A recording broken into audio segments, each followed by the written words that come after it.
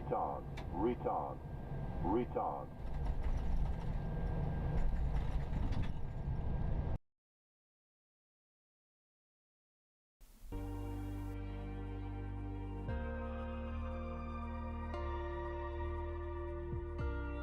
Good evening, everyone. Sorry for the slight delay. Had a slight issue trying to set up X-Plane 12. But here we are. Haley, welcome back to Germany. Welcome back from Stockholm. Sim Caesar. Captain Blackbox Twitch channel subscriber experience. Hello, hello, hello. Could new subscribers please make Sim Caesar, nice to see you. Hope you're doing well. Hope you had a great time. Will, hello. Pavel, hello. Mr. P4. Will, hello. Drax, hello. Planning on making a flight right now. Back from my little Stockholm vacation, as I told you yesterday. Smile. I hope you had some nice flights and a lovely birthday. Thank you for all your streams. BB711 thumbs up. BB711 beloved. That's really kind. Thank you so much, Lee, for the 29 months on Twitch. Thank you so much. Yes, I had a very quiet birthday yesterday for some reasons, well, private reasons, which I'm not going to talk about here. But yeah, I did enjoy the day, so all good. Thanks for asking. Hey, Mark, how are you doing? Lilienthal, nice to see you too. Cassiopeia, hello to you. Kirov, hello. And Zolerk, hello. And Drax, you asked, oh no, you said you're planning on making a flight right now from Gatwick to Palma de Mallorca with EasyJet FENIX. Nice, enjoy it. Avenger, thank you so much. Well, yesterday, so my birthday was yesterday, guys. So not today. What's the... Pull up, oh, terrain. Pull up, don't sink. Too low oh terrain. My God, too Reynolds. Low gear. Too low flap. Too low terrain. Light flow. Happy birthday to you, Blackbox. I work you good luck and health for your future. That's really kind. Brennell, thank you so much. And that's, again, so generous of you. Let me give a big round of applause for that. So, Brennell, thank you so much again for your friendship, for your support over all these years, for making the great group flights for us. Thank you so much, Brennell. Very, very kind of you. And once again, thank you so much for 50 euros. My God. And they will be invested. Hardware, software. Yeah, guys, my birthday was yesterday, so thanks for all the wishes. Thanks to all my dear friends. And Eta15, hello to you. How are you doing? Right, so we are going to Valencia. Let's see if the airport has excluded some of these positions so that I can find a proper one. Yes, it seems like it has. So let's try this one. Oh no, so sorry, Nightbot isn't updated yet. Again, man, I was trying to get things sorted out in X-Plane 12, and I always kind of underestimate how much time it takes to set up these things. But we should be good to go now.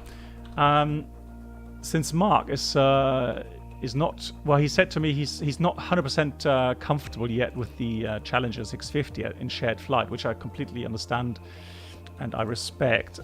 Toto just sent me a message. Yeah, okay, so he said he would be able to join in shared flight, so that's really kind of Toto. Hey, there he is. Yeah, so Toto, I've installed the latest version. So hopefully it'll work out of the box. Toto, is it a problem if we have different sceneries, or is that not an issue? Because I do have payware scenery now. I don't expect you to get any. So let me just see. Also, we're trying to VATSIM. I'm just trying to get some last things organized here. X-Plane 11 thumbnail. Because I need to set up the stream. I completely forgot. I need to set up the streams on YouTube. So it was a bit more of an issue, but we should be good. Okay, fantastic, Todd. Yeah, looking forward to it. Yeah, again, look forward to you are taking the time to join us, and again, I can learn so much from you. So very much looking forward to that. So I'm just going to add one trailer here. And so I'm going to start tonight. So that'll take about... So we start a bit earlier. It's 6:15. So I guess it's going to be about 8:15 for the second stream. Oh, sorry. Sorry. I must have touched the button there. My bad. Right. Hey Andreas, wie geht's dir? I made a flight from Nice to Copenhagen once during across the pond after I made. Okay, cool. Cool, Drax. Very nice. I hope you had a good flight. Yeah, I've heard from a couple of you that that you were joining the across the pond group flight. So I hope all of that went well. And there were no issues. Hey, Giftswerk. What do you mean, Toto? I learned lots of stuff from you. Lots of stuff. Come on. No, I'm serious. Right, so we've got the overlay working, so we're slowly getting there. Let's get the FENIX running. And then we are...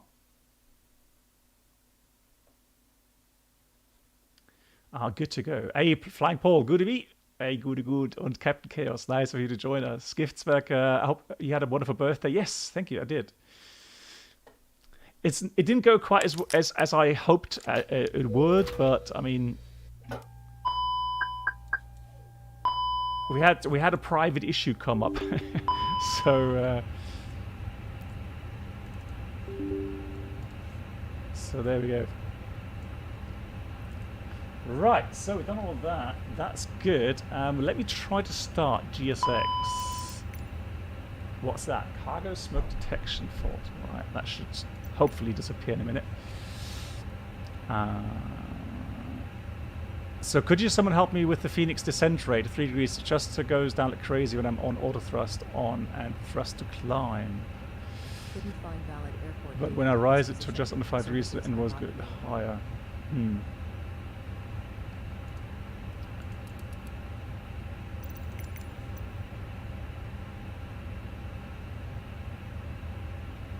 And it's difficult to try to solve a problem when I don't have a clear kind of picture on what's happening.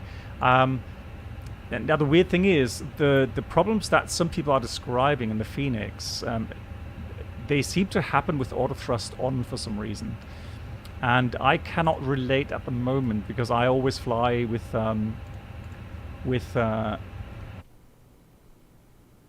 all the thrust off in the A320, so couldn't find valid airport data at this position. could not find it. Okay, there, this we got. Okay, so GSX is not available.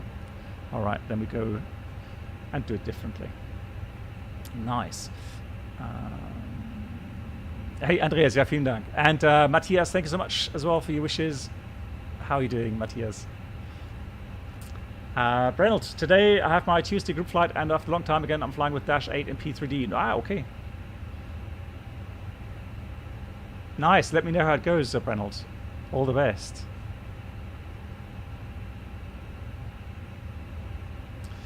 So the patchy says the auto thrust. I should start the process last. So the auto thrust is having an issue with working to speed up within the working. Okay.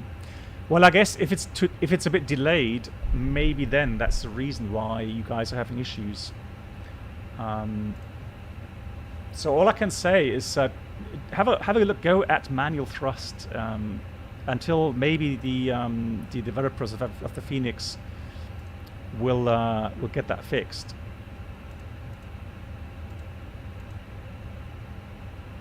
So that I want to start the pilot. So that's... Why are these all off? Units, that's fine. And airframe, controls linked. Okay, cool. That's all done. Toto, BB, just to be sure, install Xpite Beta 36. Okay. Okay, totally a good tip. Let me see. Maybe you would have a link for that, for the beta, X-Pilot Beta 36. Oh, actually, I can Google it. Don't worry. All good. Right. What should N1 be at 5 is stable? So normally, Drax, if you got a normal weighing aircraft, let's say 60 tons, you would be around 52%, 52%. Hold on, Toto, hang on. I'll give you permission. Hold on. Yeah, there we go. Thank you much. Hey, V Chris, how you doing? Thanks a lot. So, a couple things more to do, just to do some of the correct commands. And then we are almost good to go.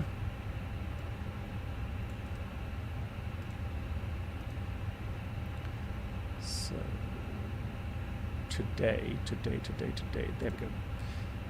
Right.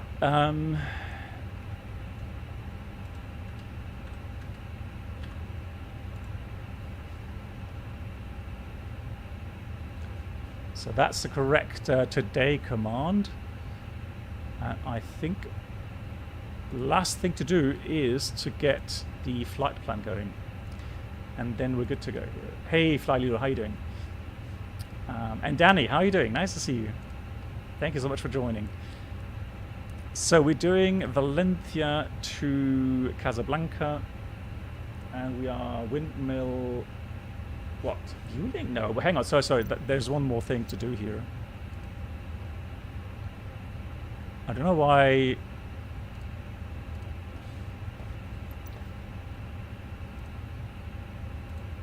Why SimToolkit Pro has got the wrong flight plan there. Hang on. Let's fix that.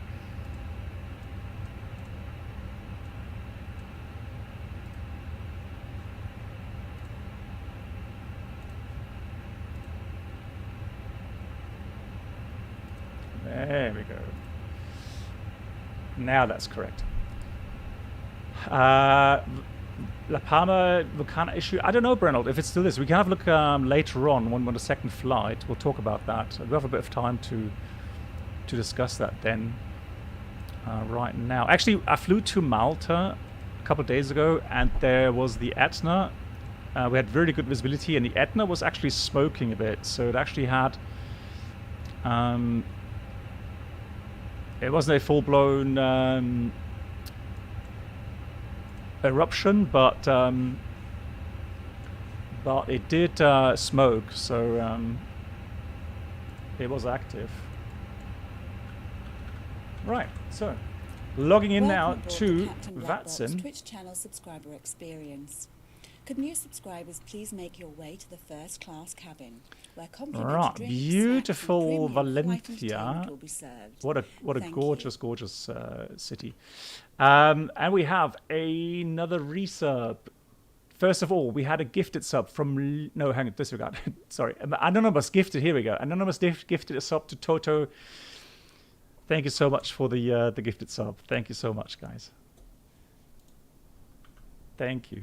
Right, so there we go. Let's go ahead and get everything going here. So we're going to go with flight init. Nice. You're going to fly on the ETA 220. Nice, lovely.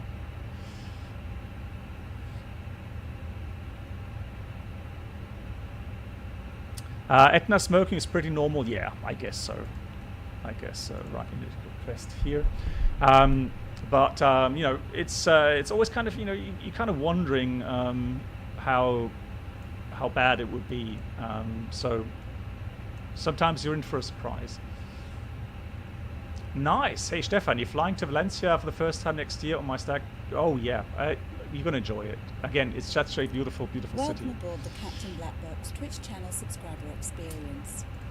We are called Windmill 711. Where complimentary drinks, snacks, and premium flight entertainment will be served. Thank you. And Brennell gifting a sub to Flying Paul. Again, thank you so much, Brennell, for your gifted sub as well. Thank you. That's 134 gifted subs on this channel, my god.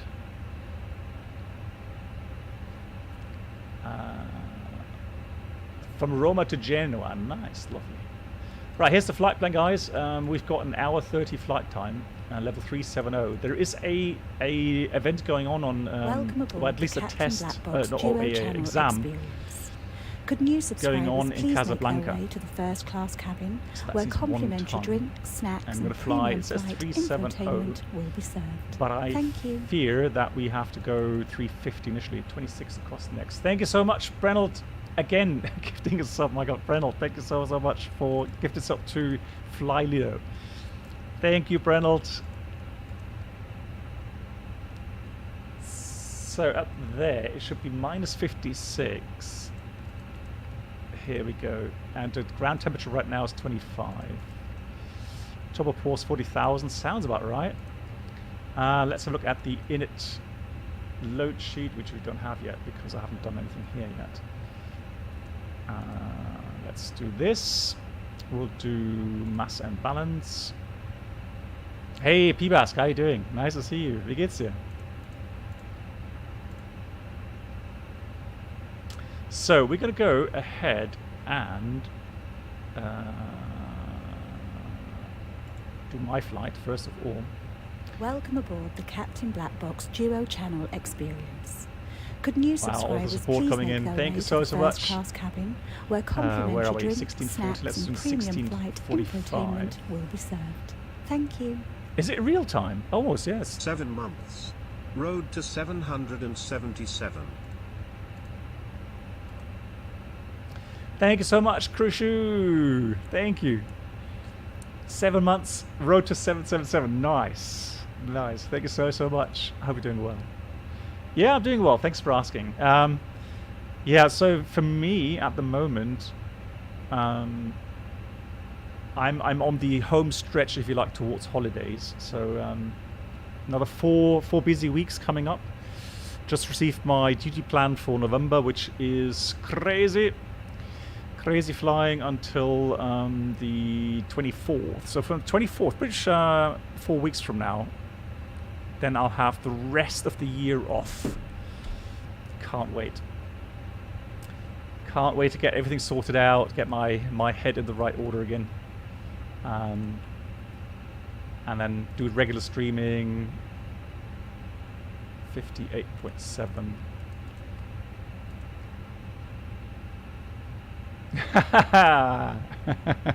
Hey, Cyanide. Well, send it. You can send that anytime. Thank you so much. Oh yeah, Cyanide. I am getting a couple of questions repeatedly. People saying they're flying with autothrust, and so manual flight autothrust, and the aircraft just goes below the target speed. It seems it's just too slow to react, and then they have issues controlling because the pitch will go up, etc. Are you guys aware of any reports of that? Have you heard of it? Or because I personally have not had that because I'm flying manual thrust. I don't do. Okay, fantastic. So there we go. So Drax, you asked on the YouTube channel, you asked, and just been receiving an answer from the developers from FENIX on Twitch, and they're looking into it. Yeah, but I was given the opportunity to test the next update and do some landing tests, see how the flare reacts. And in my opinion, the aircraft behaves with the dev version that I have been given, behaves a lot better. It's a lot more constant and a lot more reliable. You can have a much better feel with it. So hopefully everyone else, once that releases, everyone else will feel a lot happier with that. So and people ask you off to Bulgaria over Christmas to see Mr. JJ. Nice. Okay, cool. Well, maybe you're gonna have some snow there because normally chances there are higher. You're gonna have a bit of snow, which is nice.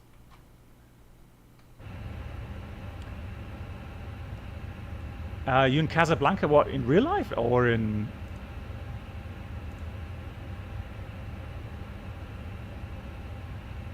And the snow is one of the reasons why you're going. Lovely. Yeah, I don't know the last time we actually had snow here in Bremen. Feels like a long time ago. Right, so init A page, init B page is filled out. Wind data is loaded. Just going to put 1.2 tons in here for the final time, 30 minutes. So we have a bit of extra time, it says. But now we seem to have some control here. I do see some stations online. Let me have a look. Just to make sure that there's... Hey, greetings to Kinshasa. How are you doing? Greetings. Valencia. No, so Valencia is out of control. Out of control, I mean, there's no control here. But then later on, we're going to go into Madrid control. And then we've got some control then at the airports in Morocco. Fantastic. How often do you have jump seat flights? You mean like when I sit on jump seats, or when people sit on the jump seats when I'm flying?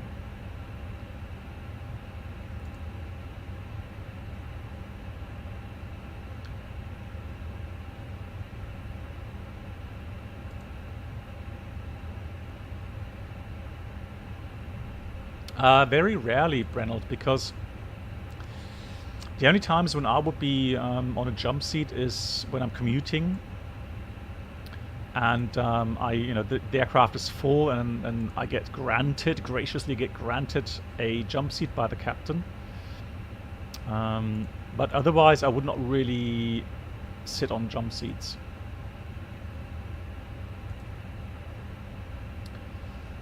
So again, it happens very rarely. Right, let's just check the weather here. We don't have control, so it's 140 at 7, so southerly winds. And 1016. What gate am I at? I think... Let me see. It is... I just saw the sign. 1. I'm at gate 1, PBAS.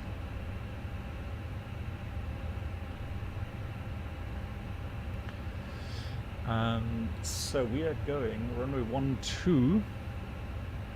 And for that, we're departing on the Astro 5 Golf departure. Sounds interesting. Astro 5 Golf. Yeah, 5 Golf.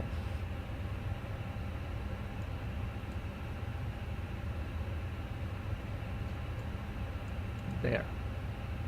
No.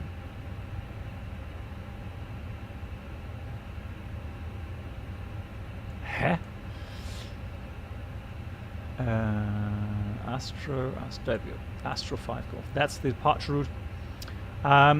So it's a conventional SID, and we are flying runway heading to 2 miles Valencia, then we turn right, and we'll intercept the radial 123 outbound from Valencia until 9 DNEs from Valencia, then we turn right on the 11 DNE arc until we pass radial 221 from Valencia, and we turn left and intercept Valencia 232 radial outbound over Serra and Astro.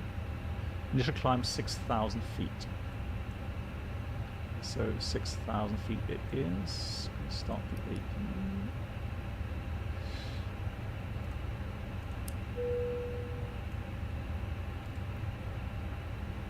Cool. And then we want to Valencia. Right, let's do our normal procedure. So we're at the flight plan page now. Runway 12, the Astro 5 Golf. Oh yeah, in real life, enjoying a vacation here in Casablanca. Well, what a coincidence.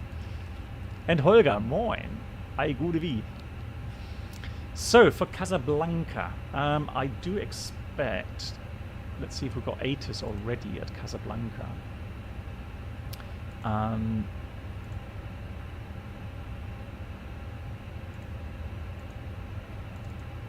Let's have a look. It doesn't seem to have any, but it's northerly winds, so I expect a approach towards... Let's just see. I know it has 2 runways, doesn't it?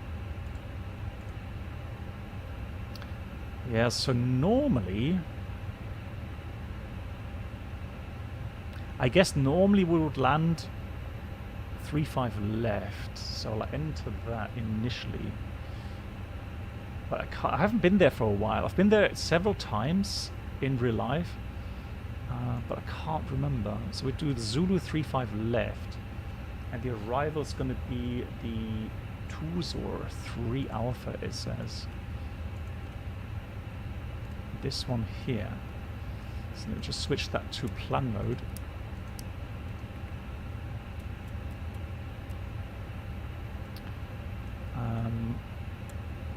Expand the range a bit. Okay, well, that seems to be alright. Approach via.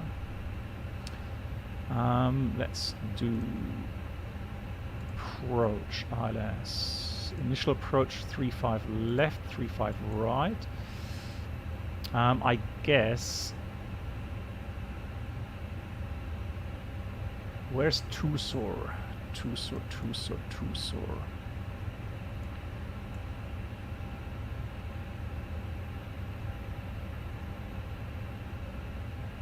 Tuzor 3 Alpha. Does that make sense? Ah, okay, so Tuzor, if we go then via Kotak, then we can do the arrival there. So we'll do Kotak. Let's have a look. Insert. Cool. That sounds good to me. So let's go ARC again. So in A page, B page, flight plan page. Let's check there's no discontinuities in there. Looking good. Fantastic. RatNav, we want Valencia obviously in here. It's still 27. Lovely, lovely. Speed page performance then. Before I do that though, let me just go into pilot routes. We're going to do the following. Valencia, and then we've got Charlie Mike November.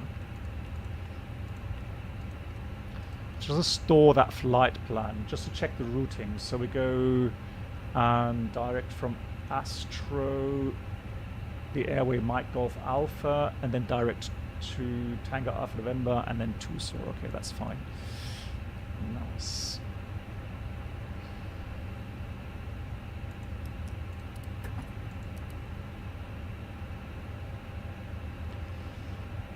Good, good, good.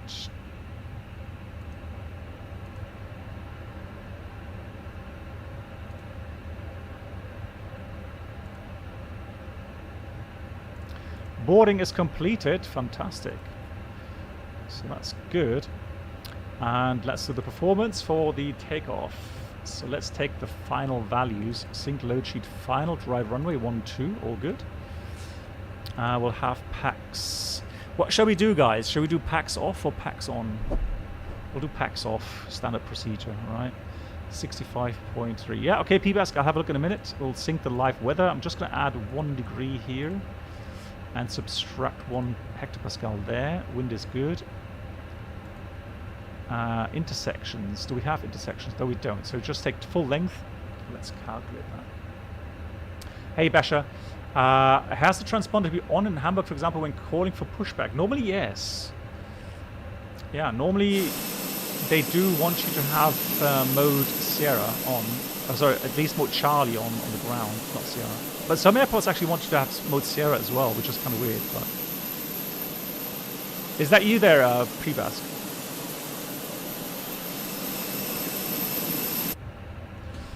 Alrighty, so we've got 66 flex, 1, and no trim. It is fantastic. So we're going to take 66 flex, 1 down 0, full length, and the speeds are 143, 143, 145. Oh, hang on. Just remembered. We've got trusty co-pilot, don't we?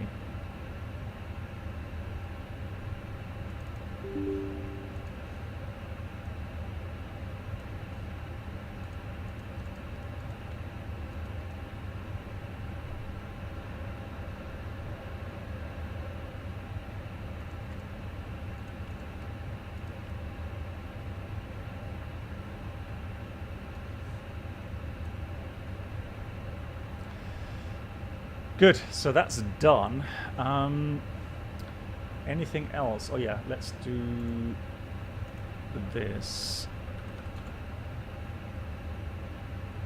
There we go. So, right, we can get rid of the FSI panel. We don't have that anymore. That can go. There we go. So, Valencia has an NTP2, so 1240, 1240.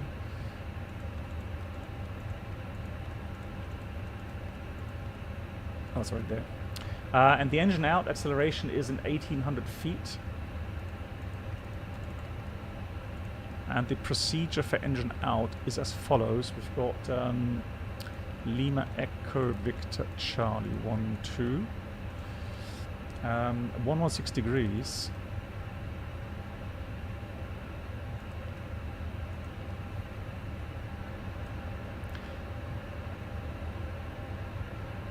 The mode Sierra is, the thing is this. So in this this setup here, the mode Sierra works in the on mode. So you need to switch that all the way to on, and then all data. If you just switch it to auto, then VATSIM will not see your data.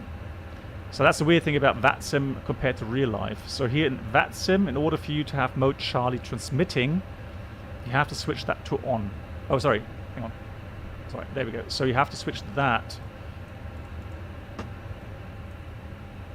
to on in order for if you put that to auto, there's no mode Charlie on VATSIM. So put that to on. We can actually leave that arrows. Right. Cool. And Hayden, hey, nice to see you. How are you doing? So we're going to 25 miles to hold. Last thing to do is secondary flight plan, copy the active. We'll do a return plan. And we'll do the ILS Zulu 1-2, no start and no buyer. Bergman, there's an option for V-Pilot for auto mode, Charlie. It could be. Yeah, there could be an auto mode setting. I've not used that though. Are you ready for the departure brief? Go ahead. So, we are going to take off runway 12. Departure route is the Astro 5 Golf departure. Initial climb 6,000 feet. This sector, minimum safe sector, is initially 4,100, and then we'll go up higher 6,000, and then outside of the MSA sector it's 8.6, so it goes higher pretty quickly. So Sierra is 6,000 above and Astro level 100 above. Current extra fuel.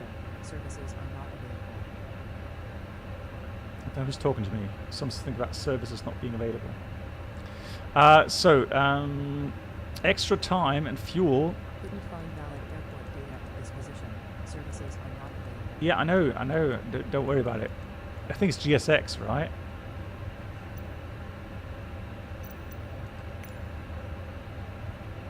Couldn't find valid airport data at this position.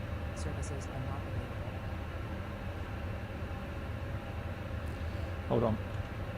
Let me just restart Coatl. Couldn't find valid airport data at this position. Services are not available. Although, is GSX running actually?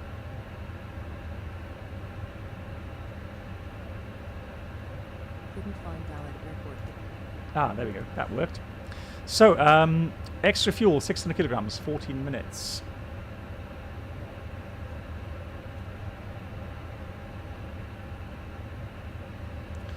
Yeah, that was weird. That was GSX doing its thing again. Right, hotspots for taxi out. I don't see many hotspots. It's a fairly straight taxi out, so after pushback facing northwest, we'll taxi via Whiskey 2 Gate Bravo and then November all the way to the holding point, Hotel 8. There's one hotspot here, apron, well, yeah, maybe aircraft vacating the runway, but apart from that, nothing special. Stop margin for the RTO, we have plenty of stop margin. It's a long runway, 3,200 meters, so it's not critical. Engine out, straight out, we set runway track 25 miles, acceleration is 1800, cleanup, we'll climb 4,000 for radar vector approach again. ILS Zulu 12 in Valencia, and we have pretty much 65 tons, didn't we? So we will be round about close to overweight landing, so we have to check that before we return. Any questions? No questions. Cockpit preparation checklist. Gear pins and covers removed. Fuel quantity. 6,940 kilograms balanced. Seat belts. On. ADRs. NAF. Baro ref. QNH 1016. Set and checked. Set and checked. 1016 set. Cockpit preparation checklist completed. So let me just fill in the data here. So weather is good, radar is not required, thrust is reduced. We'll do a config, what did we say, 1 plus F. Takeoff runway is 12, V1 speed 143, VR speed 143, and V2 speed is 145. Flex temp 66, cruising level will be 350. Thrust reduction 1000, transition is in 6000, and there we go.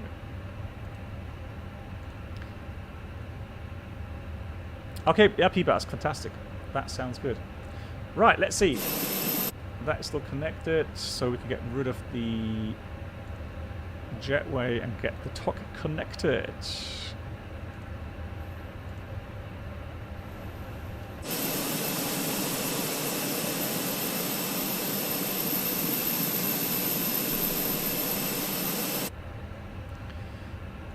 Beacon on, we check that the fuel pumps are on, APU is running, we can get rid of the ground power as well now. That's good, good. B4 start checklist. Parking brake. Set. Takeoff speeds and thrust. V1 143, VR 143, V2 145, flex temp 66. V1 143, VR 143, V2 145, flex temp 66 degrees. Windows closed. Beacon on. V4 start checklist completed. So 22.8. Just going to check that we have no VATSIM. I don't want to get in trouble here. Nope, sounds good. Valencia traffic, windmill 711, stand 1 pushing back. Valencia traffic, Arab on 723 is pushing for runway 12.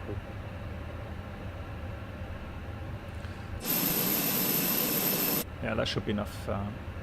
Enough space there. Right, let me get my iPad connected so that we can use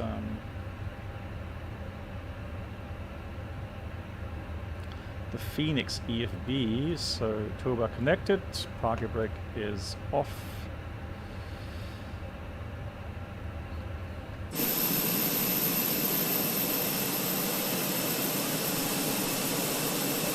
Yeah, Valencia traffic, the Arabian or 173 stopping for runway 12 today.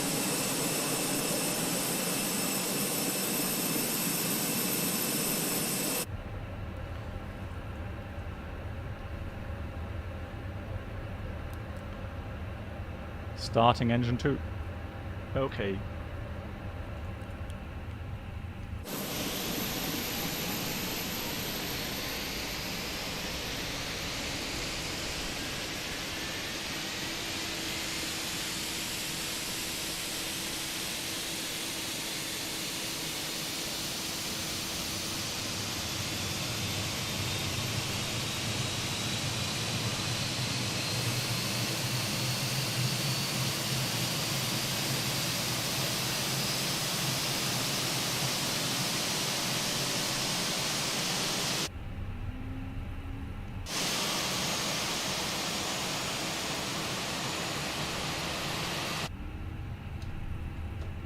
Starting engine 1.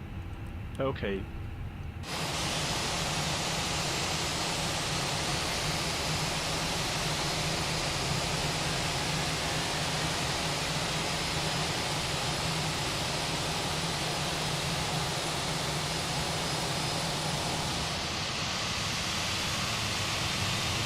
That's not a bad pushback, is it? Stop! We are now about to start our pre-flight safety briefing. We are now going to take you through our safety and equipment. As this information is for your benefit, we ask you to watch and listen carefully. The safety card in your seat. Hey, Comproud, how you doing? Comproud, how you doing? Alright, so let's do the after start flows here. Which you must adopt in an emergency landing. On the main deck, there are 2 exits at the rear of the first class cabin and 2 at the front and rear of each other cabin. On the upper deck, there is an emergency exit on each side in the middle of the cabin. Flight control check. Ready. In the unlikely Full up. event of having to use the escape slide, Full down. leave all hand baggage Neutral. behind and remove high-heeled Full shoes left. as they may tear the slide. Full right. Neutral. Rudder. Full left. Please now ensure Full that right. your table is folded away. Neutral. Your seat back is upright, the armrest down and your seatbelt fastened. The seatbelt Yeah, is well, fastened GSX and doesn't adjusted work by here grip at all, unfortunately. and unfastened by grip. When the fasten seatbelt signs are on, fasten your back to your seat and fasten your seatbelt securely. Right, sunset For your departure. own comfort and safety, we recommend you keep your seatbelt fastened at all times and visible to avoid After being start disturbed checklist. mid-flight. Anti-ice off. Ecam status checked. Pitch If the trim. cabin air supplies fail, oxygen will be provided. Masks like this will appear automatically. Stay in your seat and pull a mask towards you. This will open your oxygen supply. Right, so Place the mask over your mouth and nose like this, and breathe normally, adjusting the band to secure it. Do make sure your own mask is fitted before helping anyone else. 28.4% set. Welcome aboard the Captain Black Box Duo Set and Channel checked. Experience. Rudder Could trim. new subscribers please make their way to the first class cabin, where complimentary drinks, Neutral. snacks and premium After flight start checklist entertainment completed. will be served. Thank you. Clear left side. Smile. Clear right Air side. can be topped up by using the Camp valve out, thank you so much for the subscription. 6 months here now. Thank you so much. That's really kind of you to return and drop a sub on the channel. Thank you so much. Supply life comes for babies and life Right, so that's all done. 600 kilograms is correct. Finally, ladies and gentlemen, Valencia traffic, Windmill 7, we're on taxiing runway 12 in Valencia. may we remind you that electrical portable items such as games, computing and work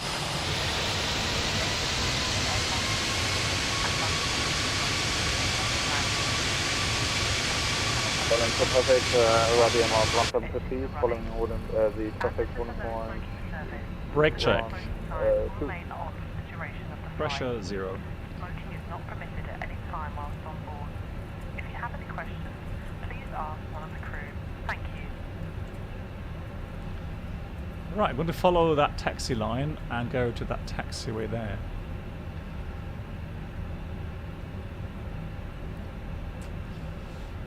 Do you use packs? No, I don't, cheerful Michael. Hey, no, I don't. What I use here at the moment is called FS2 Crew. So it's an add-on that mimics the first officer or the captain, depending on which side you want to sit.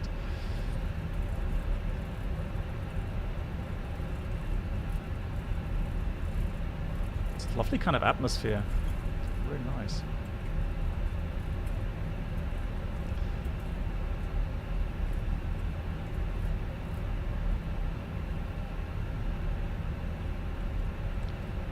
Taxi checklist.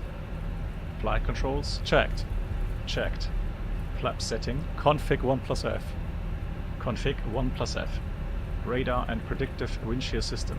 On and auto. Engine mode selector. Normal.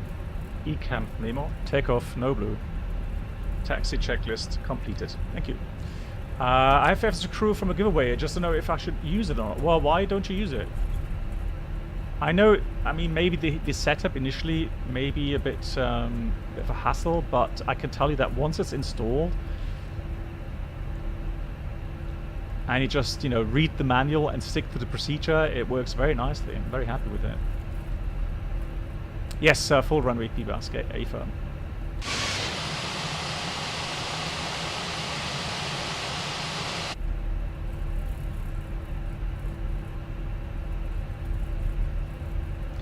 Well, I mean, that's why you need to read the manual, yeah. That is something you just can't get around.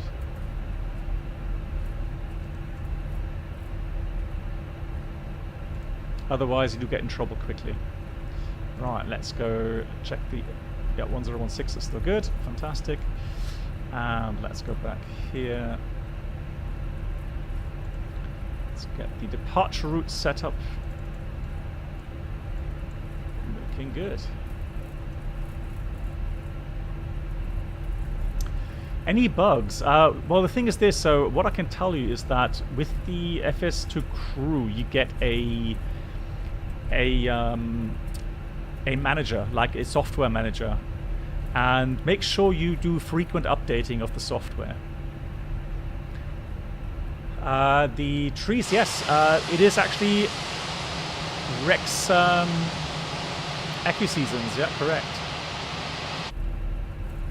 And there you can, with that app, you can change the colors depending on the season.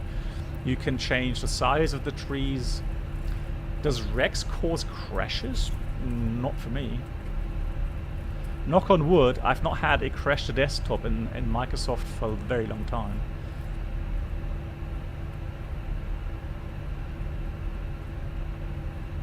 So let's have a look for the...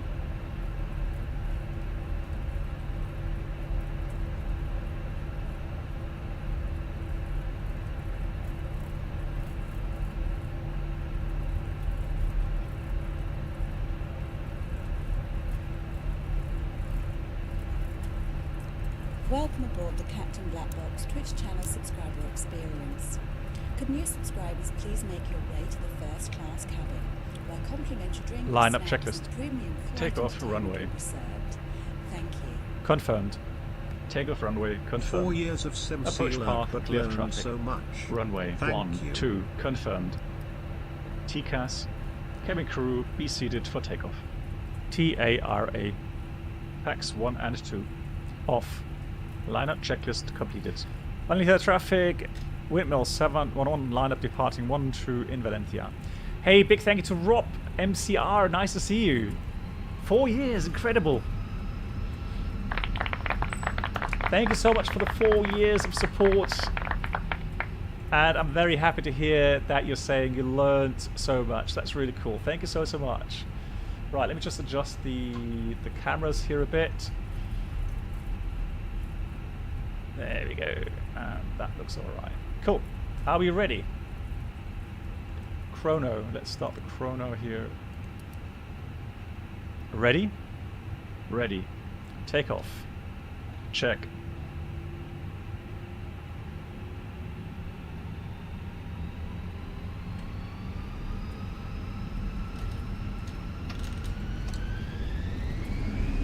Manflex 66 SAS runway auto thrust blue. Checked. Thrust set.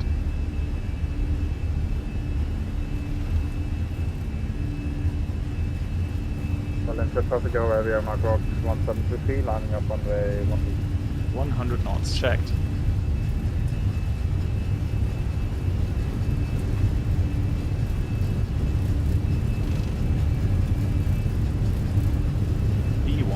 rotate.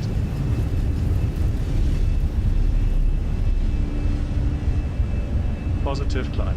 Gear up. Gear up.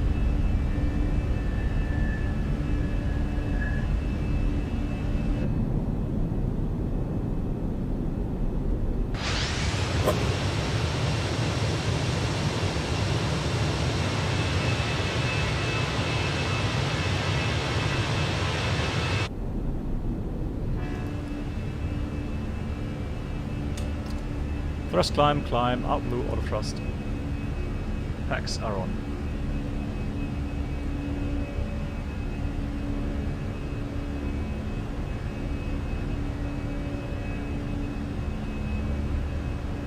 Look at that.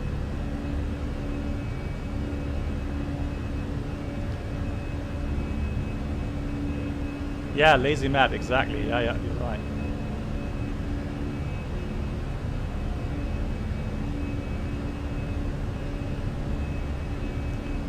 Let's do that. Autopilot 1.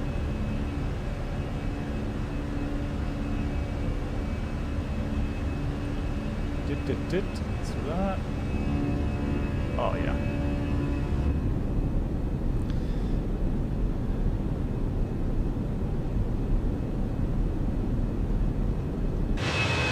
Your second home? Lovely. It is a beautiful city. There we go.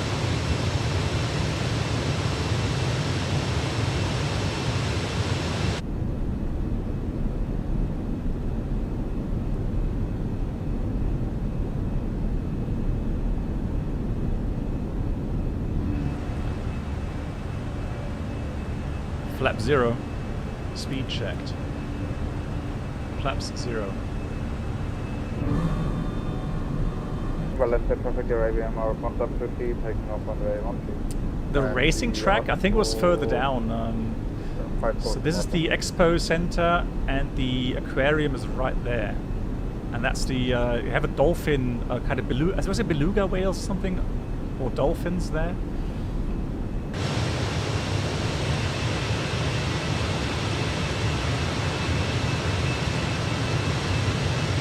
So the cool thing about Valencia also is that you can take a taxi or bus to the beach side here. There's a lovely beach here. Been there many times.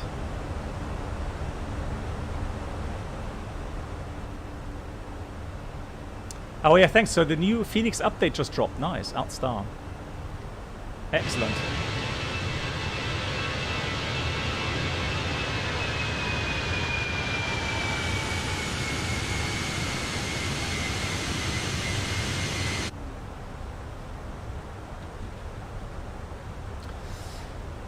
What's the most scenic airport that I've been to?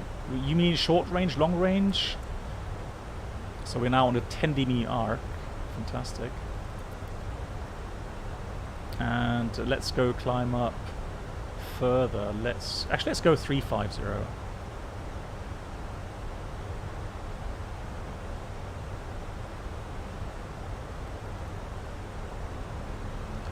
Thrust climb up blue. 35000. Set standard. Standard cross-checked. Passing flight level 066. Now, checked.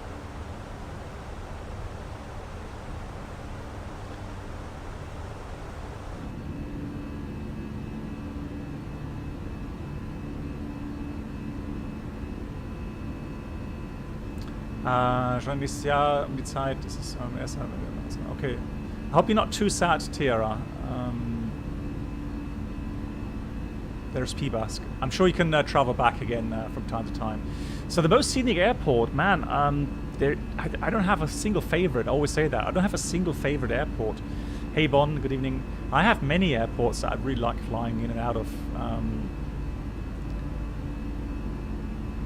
Scenic, for example, I love Bilbao as a scenic airport. Yeah, Split is nice. Things like Dubrovnik. Man, there's just many airports I really enjoy.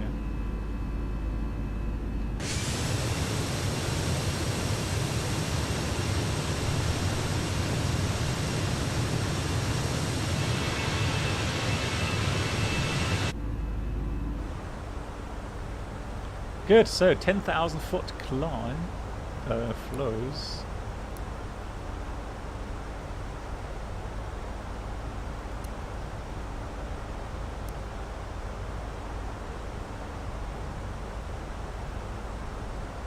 Seat belts off.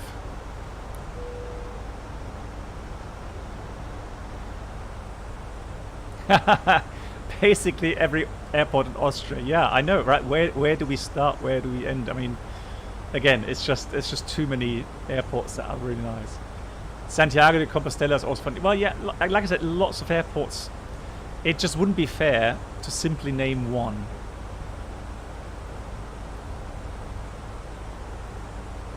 Right, copy active, and then fix info. We clear that out.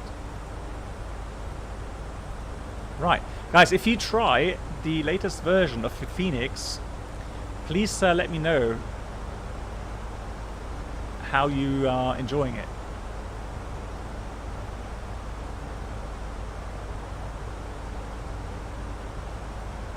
Well, that's a shame. Literally all of the sectors have closed down now. Lol.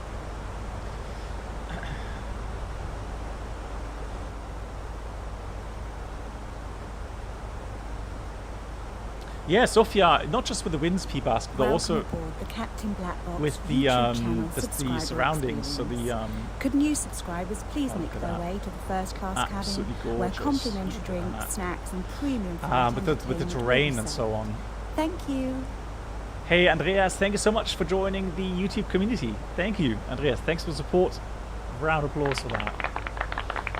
Andreas, how are you doing?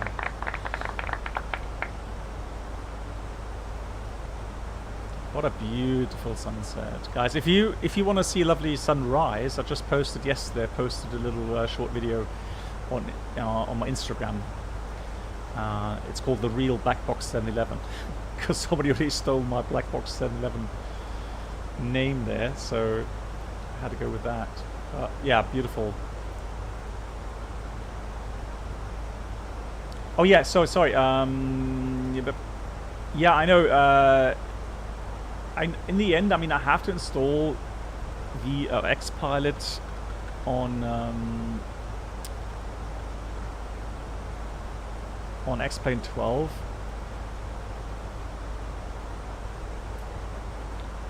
So you can download here, download link, Windows.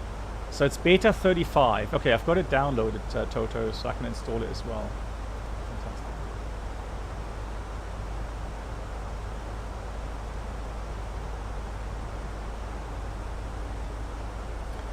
Holger, my question in Discord, what do you think about the position of the level off symbol? Okay, so I'm not sure if Cyanide is watching. So one of the customers is saying that this estimated level off arrow is incorrect.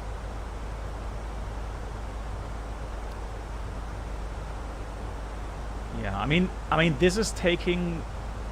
So the thing is this: so this is taking simply the current climb rate in combination of what you have selected up here on the FCU.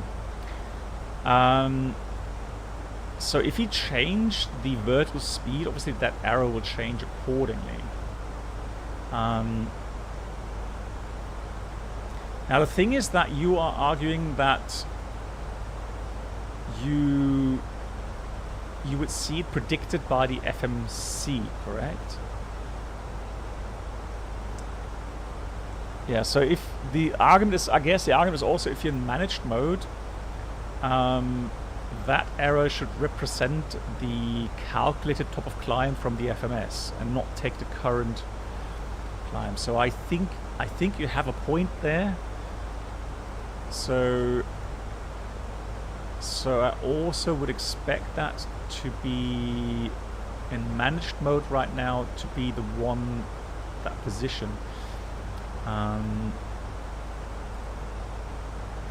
So what he's saying is that top of climb is in about 80 miles, let's say. Oh no, sorry, disregard. In about, how many miles is that? So that is 1343, 63, about 80, yeah, about 80 miles. Yeah. So the...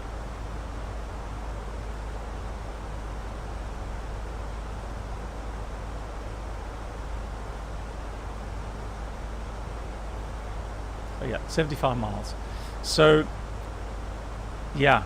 Now that's something I need to look into the FCOM regarding the climb mode. Now, of course, if you're doing a selected mode, this arrow will then be representing your selected climb rate or the current actual climb rate in the selected mode. But I know what you're getting at, yeah.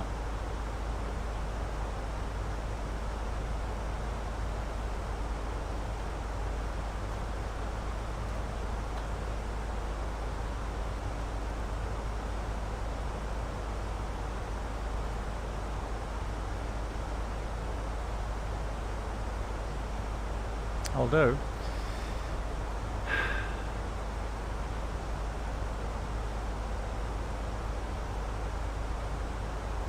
yeah.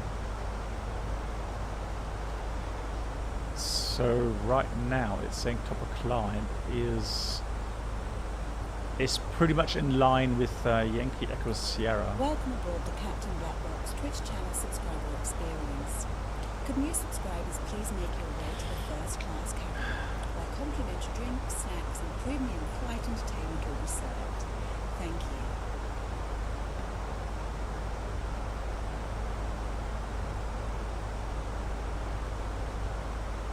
you. Yeah, I'm just looking at my FCOM here.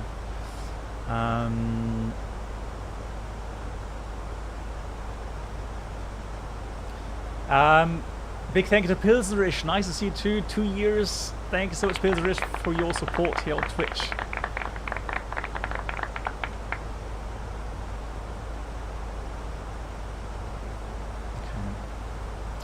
Yeah, so the reason, I mean, I can tell you the reason why, Holger, why at the moment, obviously, this blue arrow is not coinciding with the MCDU top of climb, because as you are at lower altitude, the climb rates are higher.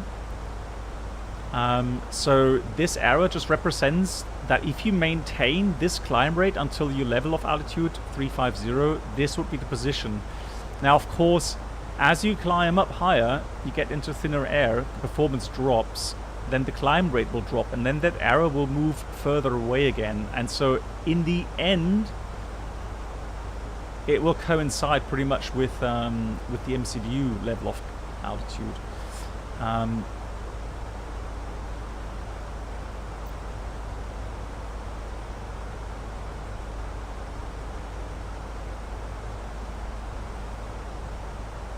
Hey Andreas, you're doing great.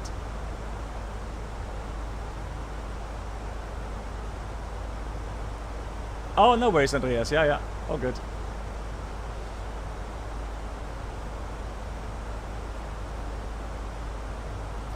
Well, I mean, the devs can have a look at this. Again, what I kind of understand the logic, and you have to also understand that your current FCOMs may be a lot newer, so they may have a new software standard, which the FENIX doesn't yet have.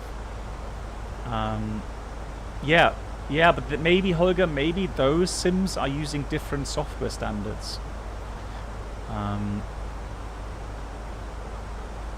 That could also be a reason. That's what people tend to forget sometimes.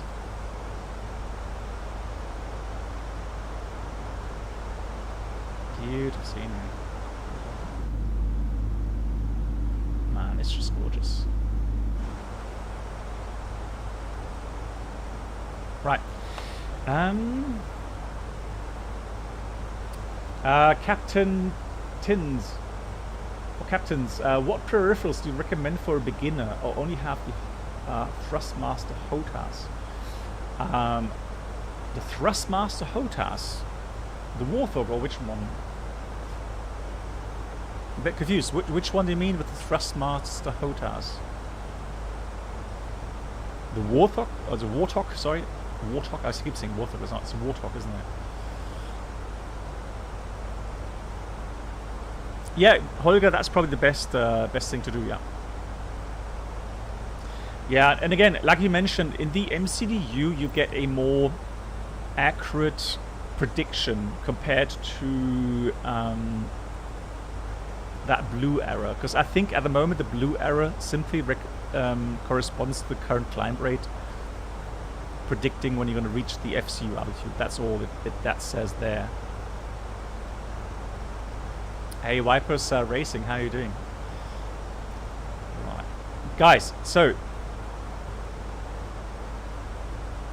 graphics cards. I'm sorry I have to bring up that topic again. I'm getting reports on my Discord channel that people that have the 4090 are reporting some very interesting observations regarding the DLSS 3,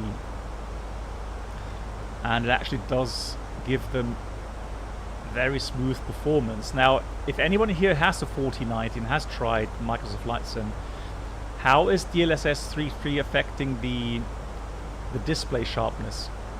Because that's the only concern that I would have.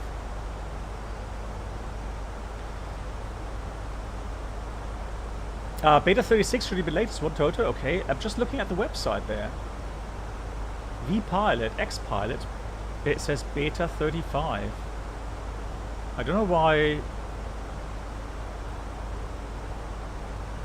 I've got 35 then.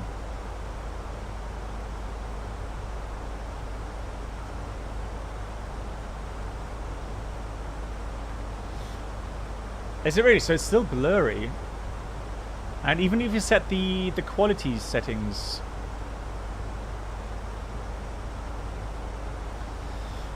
oh, that's true. So, Kerov, you have a good point there. Officially, Microsoft Flight Sim hasn't dropped the latest update regarding the compatibility with DLSS 3, right? So, officially, they're not even...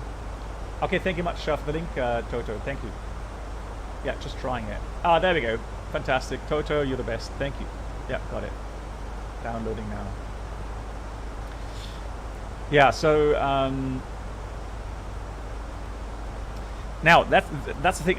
At the moment, though, if I look at the 4090, the ones you can get cost about 2,200 euros. And that, to me, is just so much money. I'm currently thinking about waiting for the 4080 to be released, right? That's going to be a bit cheaper. 16 gigabytes should be enough. Even a Microsoft Flight Sim. And for the performance, I think it's still good enough, isn't it? Yeah. Although, Toto, the weird thing is, there was a very good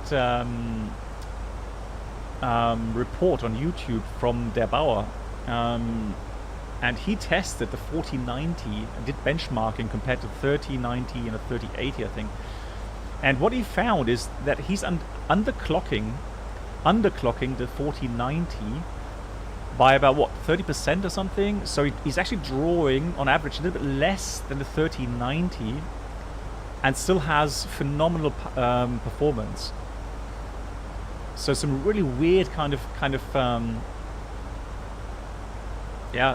combinations there.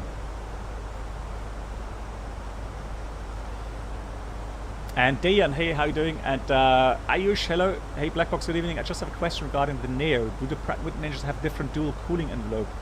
Since according to mine, for the flat rate temperature for 320 is different. That's a very good... What the dual cooling envelope.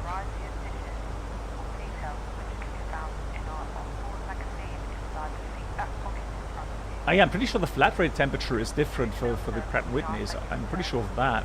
I'm just wondering about... the only engines that we have... I'll start. That we have dual cooling is the Neos. We don't have anything else. Unless you ask for the 321 Neo compared to the 320 Neo. Now, for us, for our fleets, it's the same engine.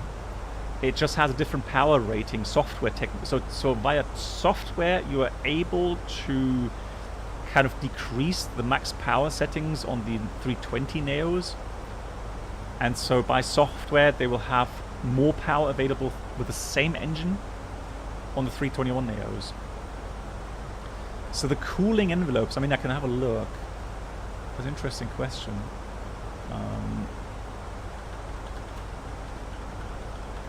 Cooling envelope.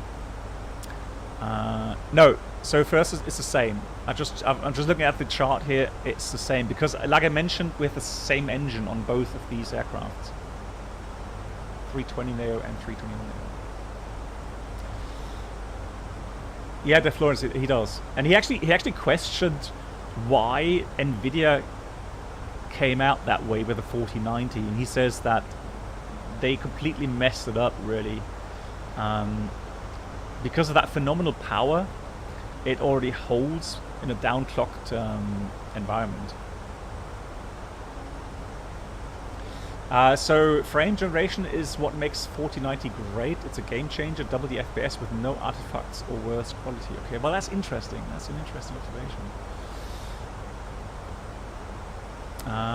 Toto says it's good efficiency, but Nvidia just pushed it to super high power to get to the plus. Yeah, that's true. Yeah, absolutely. So Toto, I guess, for a company like Nvidia competing with, let's say, AMD in the graphics cards market, obviously the naked numbers, so the pure numbers of performance is what really counts, because they know that benchmarks are made. And yeah, so being able to draw that kind of power to make, you know, the numbers just a tad better than the opponents, yeah, they make sense from that kind of. Oh yeah, Toto, I saw that today as well.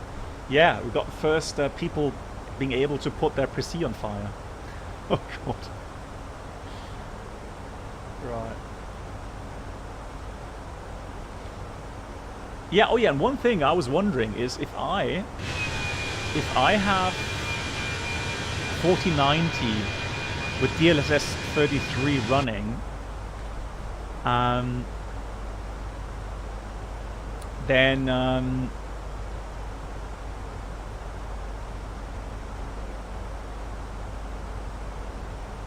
if I use OBS, it should be able to show the monitor FPS, because the in-game FPS doesn't change, right? Because the in-game FPS is only affected by the pure GPU power and the CPU power.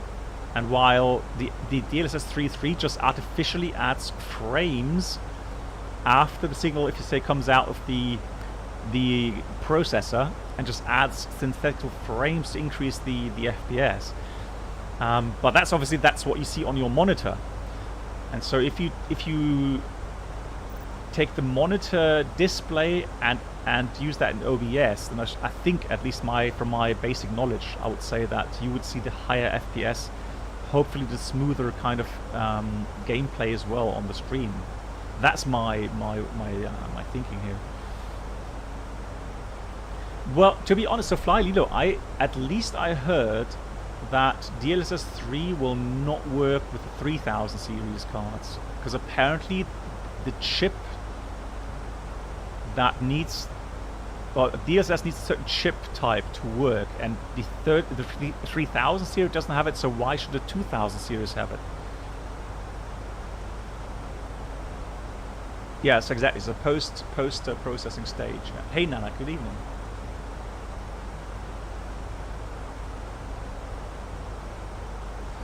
So OBS should see the higher FPS output. It should be capturing basically the very tail end of the rendering pipeline, not some intermediate stuff. Yeah, but I guess, Toto, the only way to find out is to see, you know, some streamer or something actually use the 4090. But as it stands right now, I don't want to jump in on that high-priced market at the moment. So I'll see how the market plays out, the prices play out when the 4080 comes out.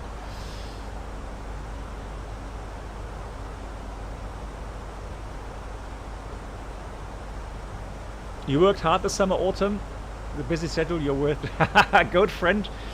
I'll tell my wife you said that.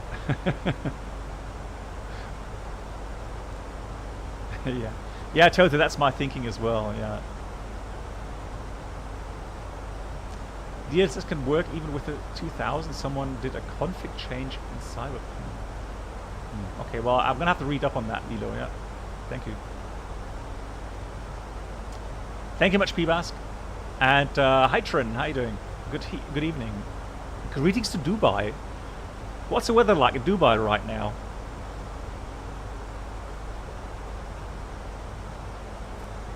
Right, let's do a fuel check, shall we? Let's monitor the fuel situation. It's very important.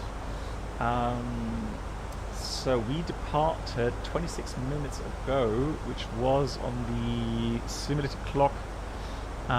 It was at 47, 48. No, 47. So we'll use 16:47 as our departure time here. And we're coming up to Mames, which we don't have on here. We've got Mike Golf Alpha. Already passed that. Then we've got Tango Alpha November. Alright, so we'll take that.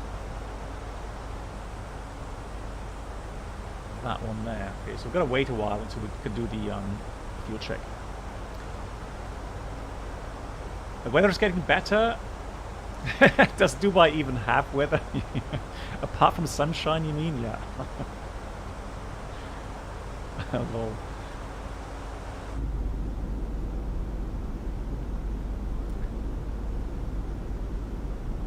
So Hampus, thank you much for the inputs here. The thing with frame generation is that it's AI. The 4060 will be able to handle it just as well as the 4090. Really? So unless one needs the raw performance of the 4090 for 4K or something, I think just getting a 4060 and drawing double the FPS is the best decision for most. Okay, thank you.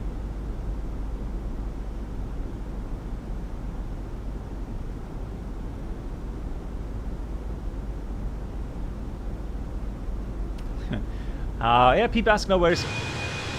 Just wondering how many miles you are behind me at 350. Let's have a look. Right, let's go below here. I'm not seeing you there. Okay, cool. Where are we? We are getting close to Malaga. Now Malaga, I'm going to be at this airport, actually overnight stay pretty soon. Haven't been there overnight yet, so looking forward to it. And there's Gibraltar. I'm going to fly right over Gibraltar. Beautiful.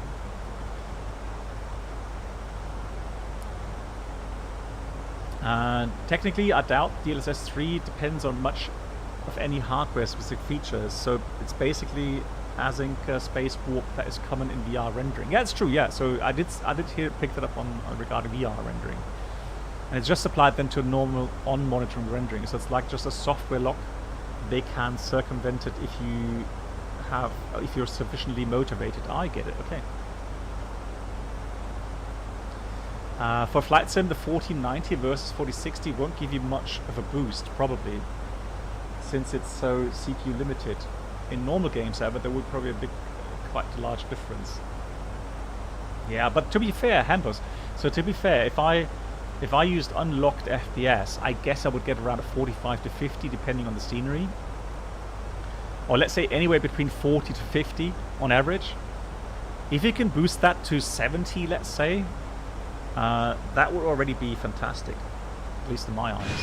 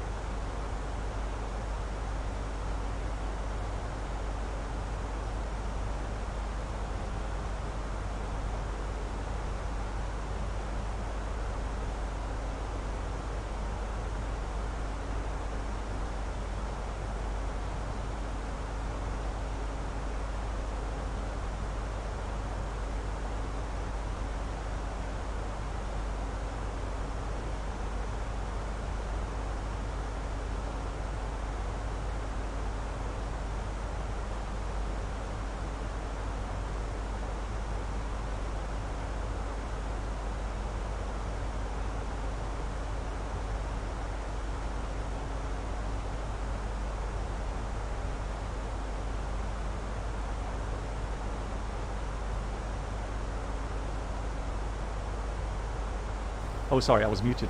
Lord, I just talked about lots of stuff and I was completely muted. Sorry. Right, regarding the question, CPU regarding upgrades. So people saying that getting a 1490 right now is probably not the best idea because it is expensive.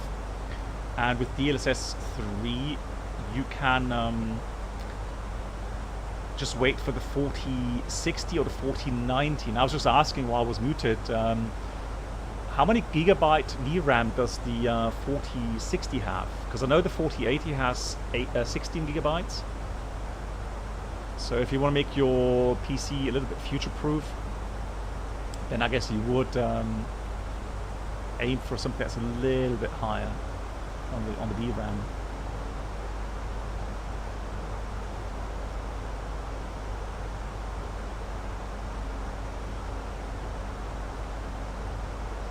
Yeah, so okay, let's stick with the 4080. So the 4080 will come in at around what, 500 euros cheaper than the 4090 apparently. That's what I heard. So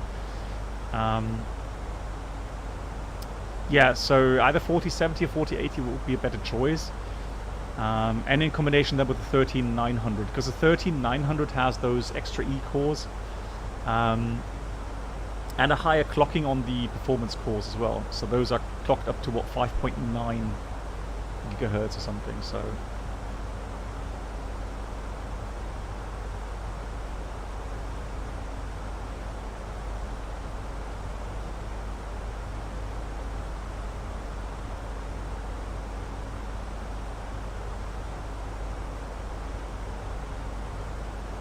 okay, P-Bask, you're switching to the CJ4. Nice, yeah, so we're going on the a shared flight, looking forward to with Toto, developer of the Hot Starts Challenger. And I did a flight with Mark, so Lindley, the other day in the Challenger 650, and it worked really well. Really enjoyable.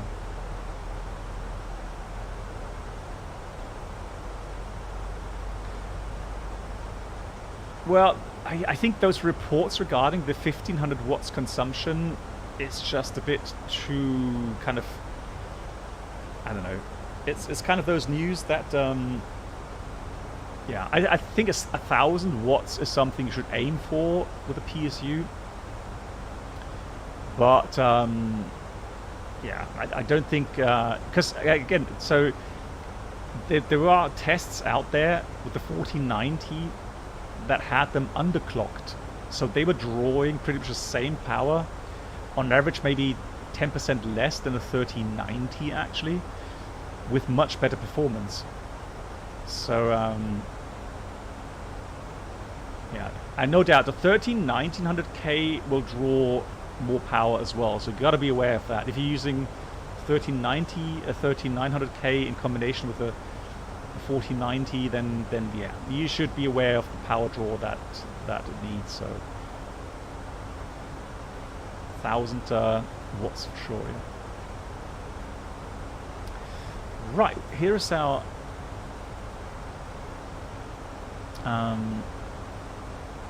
check for the fuel check. Right, so where's Malaga? Is that below us? Coastline? Let's see. Oh, it's already gone behind us. No, it's not ahead of us. So there's Malaga ahead of us.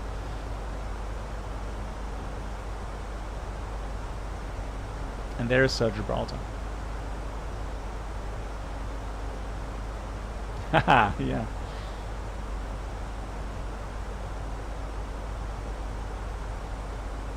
Yeah, so Karov, he's a fantastic guy, JP. Now, he's on holiday right now, guys. So if it takes a bit longer right now regarding support, but I mean, he's been working so hard on this app. If you are interested in a couple of these waypoints that I have created already, or fixes that I've created for certain scenarios, they are on the Discord channel. And I'm making some new ones. I've done some for Samos. I've done some for Salzburg. So those will be published soon. And one really cool highlight I'm looking forward to is the training scenarios. So there will be an app where people can create their own training scenarios and share them with the community. So that's something I'm really looking forward to, because I'm going to make some really nasty training scenarios.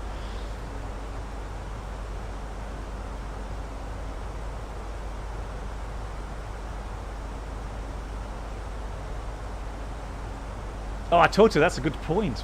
Yeah, that's actually a good point. Yeah, so the electrical system would normally only take 1500 watts on the standard 16 amp circuit breaker. So we're starting to push the physical limits of home electrical wiring. It is, right? I mean, crazy. Yeah, totally, that's a good point. People will have to be careful with how many electrical appliances they put into one socket, because you may just fry your cables. Hey mathematics, how are you doing? Saba, yeah, I mean, like I said, again, Avenger, you can do lots of different stuff. That's really cool.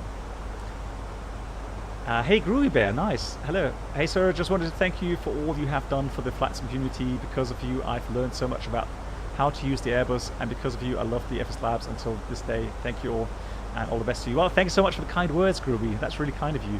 And thank you so much for watching the videos, and I'm very happy to hear that they helped you. Thank you very much. Happy landings to you.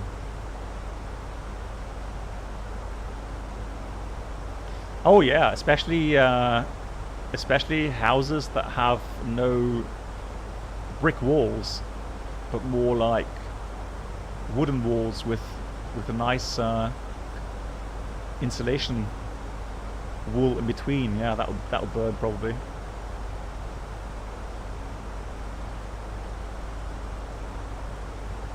Yeah, I mean that's, yeah guys, that's not a joke. That is actually something you have to be careful with. Yeah.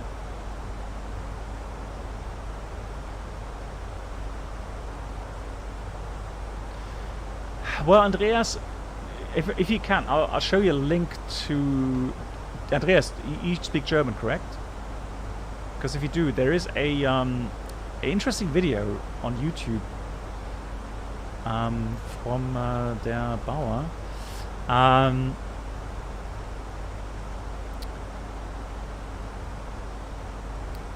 Very interesting video. I'll give you the link for that. So, I'm not sure, maybe you even saw that one. Have a look at that video. Where he compares 3080, 3090, I think, to the 4090. And, yeah, there he explains why the 4090 actually then, in certain configurations with downclocking. Oh, that's true, Toto, you're right. Yeah, you're right. I'm not sure if he made one English version of that one, but you are correct. There are some English videos out as well. Yeah, true. Correct. Yeah. So just Google it and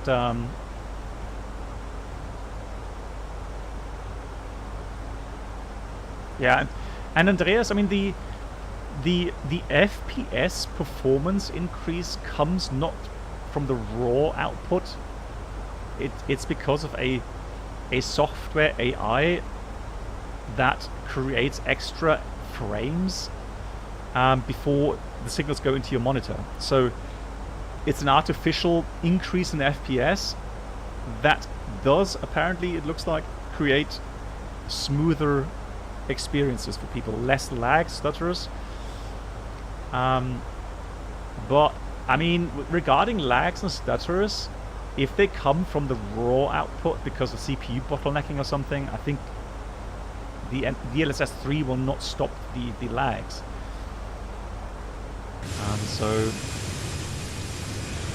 But overall, I mean, if it's like, you know, 95% of the time you get a lovely kind of smooth, stutterless kind of experience, well, why not?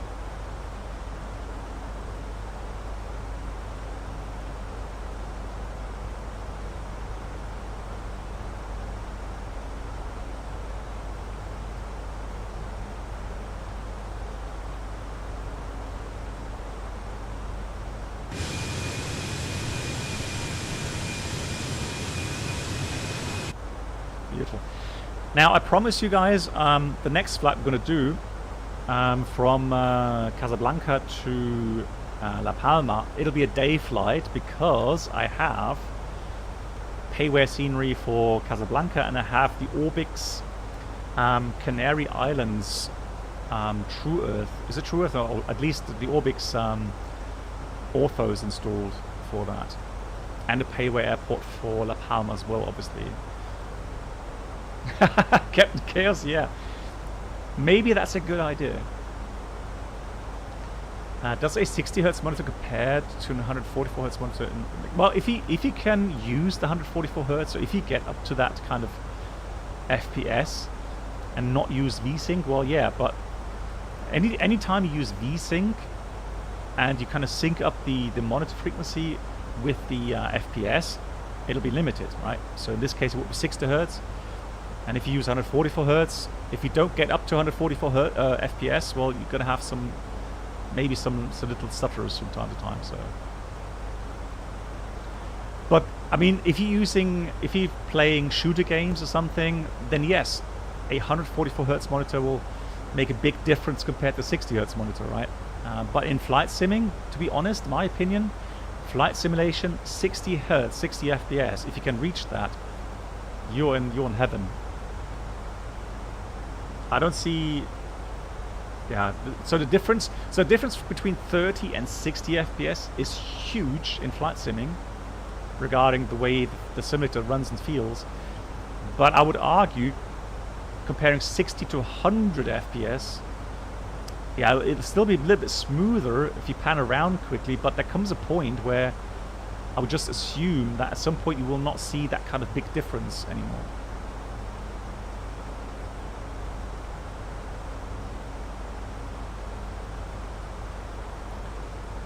Planning to change the CPU 500 times 3D. Okay, yeah. So the Ryzen, you mean? But then again, I mean, the question is how many more FPS you're going to squeeze out from, that kind of CPU compared to, let's say, 13900. I don't know.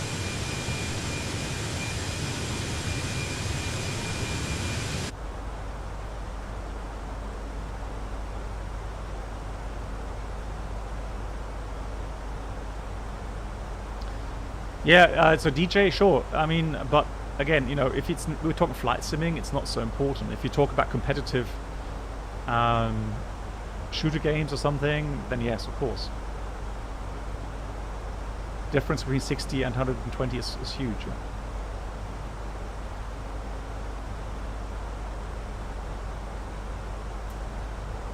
Wow, you're getting over 100 FPS in DCS now, 4K. Yeah, okay, well that's incredible, Captain Chaos.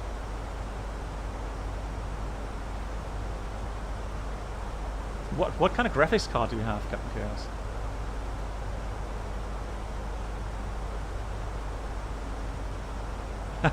Competitive flight sims. Well, yeah, that's the question is what would you be competitive about?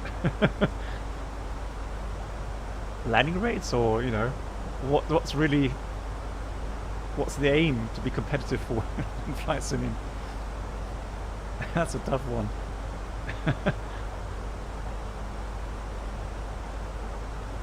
Are you using the 4090 already? Oh wow, okay, man.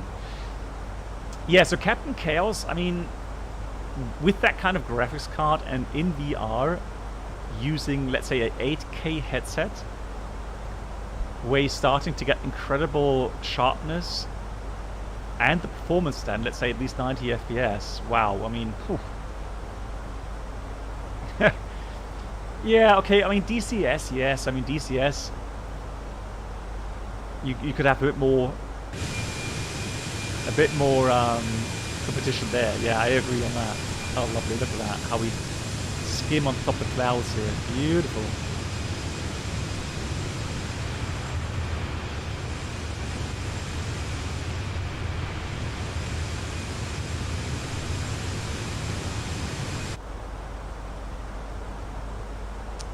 Adventum Simulations. Good evening. Yes, I'm doing well. How are you doing?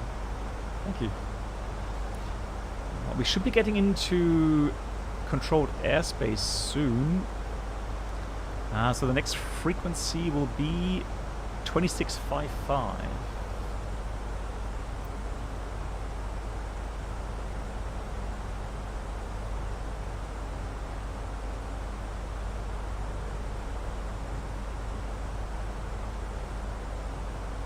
No, well, Wise, no. I'm using a developer version, which I was given by the developers to try out the flare of the aircraft.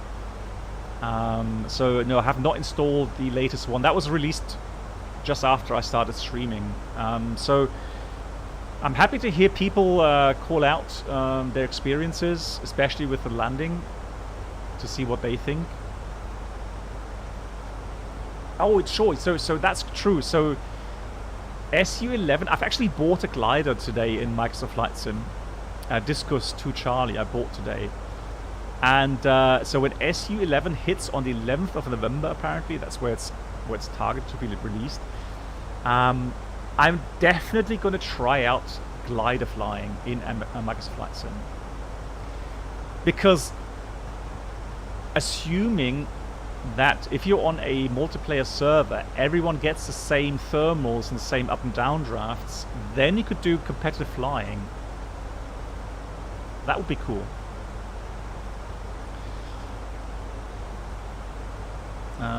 The boost the performance due to large CPU cache. Okay. Well, we'll see some benchmarking when they come out, yeah. Online simulations, I think they are on my website. Let me just check. Hold on.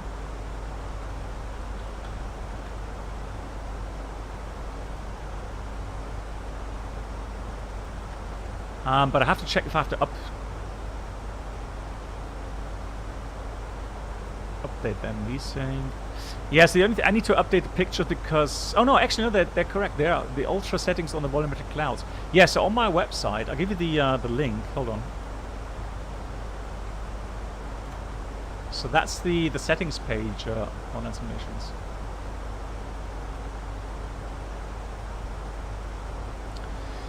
Oh, good question, people ask. I have no idea when the 310 comes out. Yeah, online simulations, you are very welcome. Have you tried the Condor? It's a flight sim for what, in Microsoft Flight Sim? Oh no, Condor. The yeah, I have tried that. I actually used it a couple of years ago.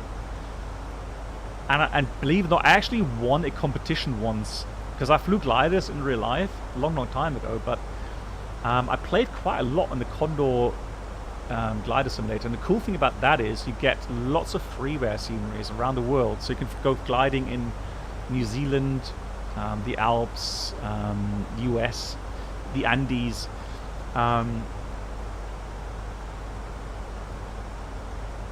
Yeah, so actually, is that on? Yeah, it is. So if you switch that off, so that's reshade game or game filter off, and that's on.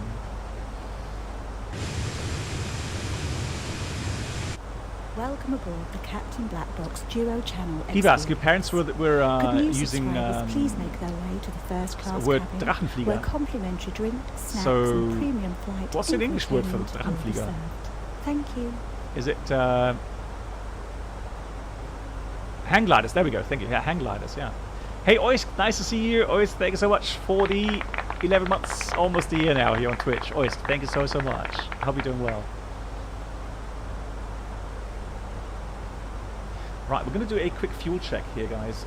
So we've got currently Tango Alpha November. We're supposed to be here at 43. So 1743 is when we're supposed to be here. And we're supposed to have 2.9 plus 600. So 3.5 tons is what we're supposed to have.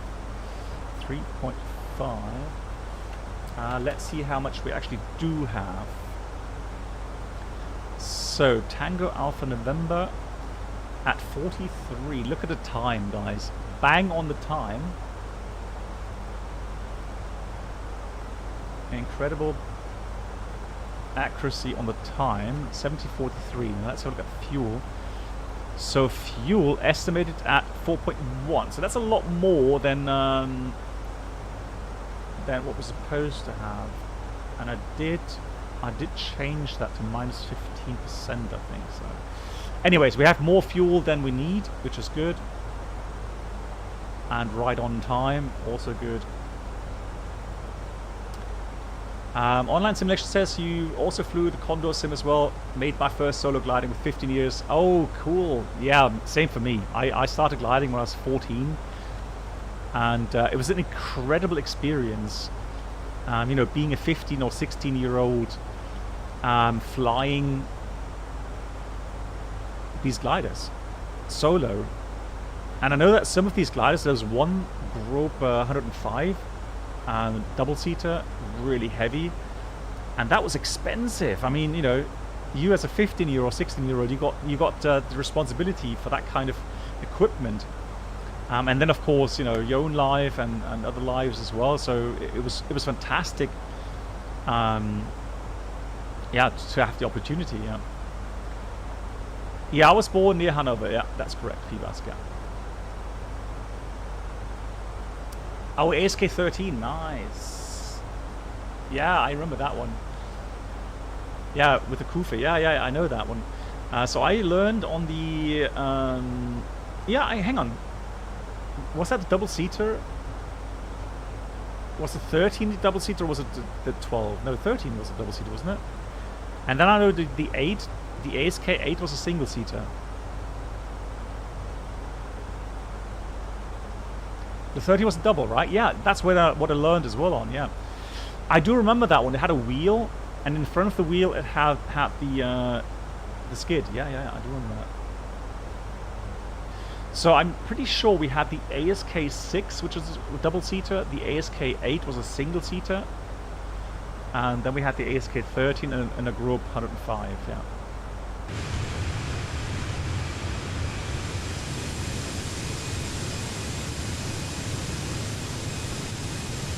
Ah, okay, that makes sense. Yeah, okay. Yeah, keep asking.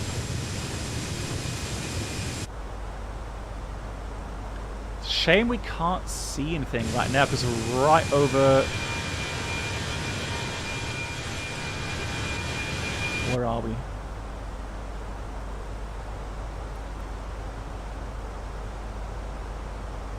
Oh, we're already past Gibraltar there. There we go.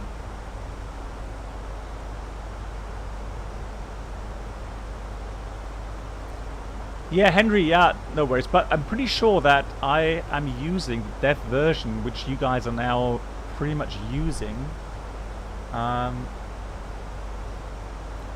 There is probably going to be some differences in the MCDU setup regarding what you can tune yourself. But that is for the FENIX devs to announce.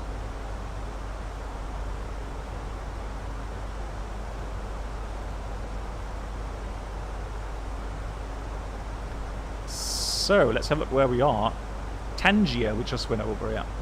I'm going to pass Rabat and then we go to Casablanca. Now we should be calling... Yeah, we just got into the sector here, so let me just call them.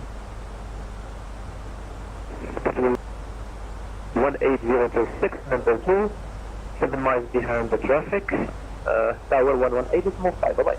And we can use Golf Mike. 18026 DME and Tower 185, thank you, bye. 4146. Ciao. Casablanca, good evening. The that's Feebas. IBM Rock 1750 CBDC. Avia Maroc 1723, Casablanca, hello, do you sir? Set your squawk 4246. 4246, and we're logging on to CBDC as well. And good evening, Casablanca. So, Windmill, Oscar, Echo Oscar, 711, maintain over 350. Windmill 711, Casablanca, hello, squawk 4273. 4273 on the squawk, Windmill 711. Arabia Maroc 1723, identified, maintain 350. Maintain 35013. Like I said, we said send the CBD receiver, sir. Negative for now, sir. Sorry. I will put it in a bit. Henry, I think the flare model has also been changed. So the flare behavior should be... Windmill 711 identified. Flight level 350. Proceed 203 Alpha for the ILS Zulu 35 left. We're proceeding via the 203 Alpha and expect to approach ILS 35 left, windmill 711. Thank you. Okay, so as expected. So it should be interesting to see when we get the option to use that landing rate. But we're still not within 100 miles. Anyways, let's get the weather, etc., etc. So let's have a look for the 80s. Never mind, 176 Arabia Romeo on the 750 we can do, what?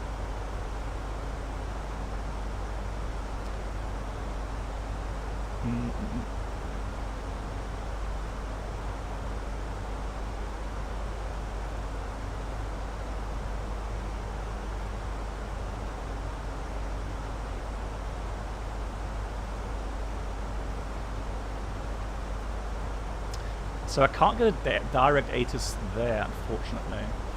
I could read it off. So it says ATIS Bravo 35. Arabia Maroc 1723, expecting 230 Alpha, or let's do 35 left. Yeah, 35 left. Transition level is... oh, hang on.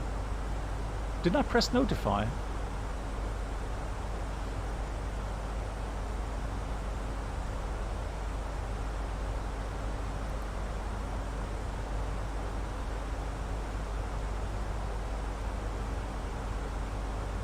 Try again.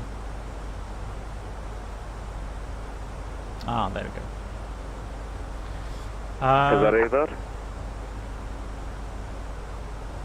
Maybe it's not working. We'll see. So we've got transition level 50, and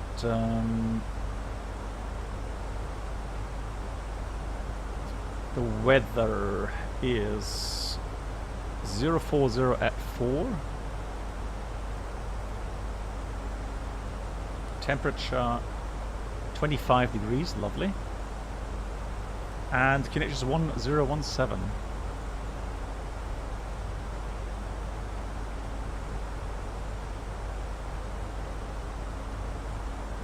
Normally not. So normally, Henry, I've been having fantastic connections lately. So it's more a issue with the ground station then.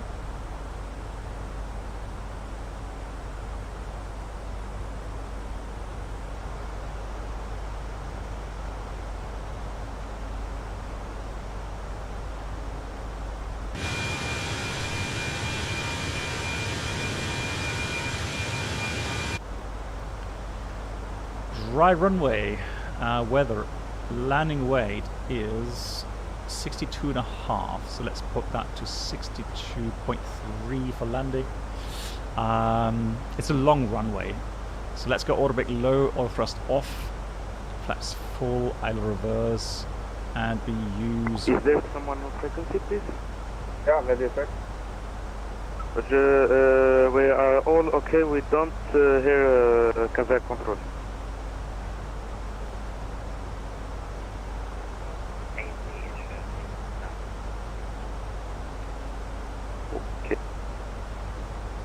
PBASK, yes, that's the one that I've got as well, yeah. Casablanca radar airport 436, missed approach, climbing, maintaining 4,000 feet. Yeah, long runway, almost 4,000 meters.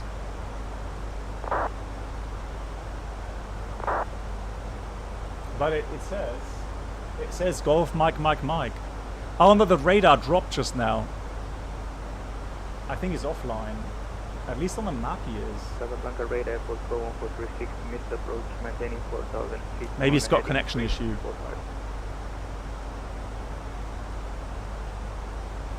Maybe he needs to restart the center.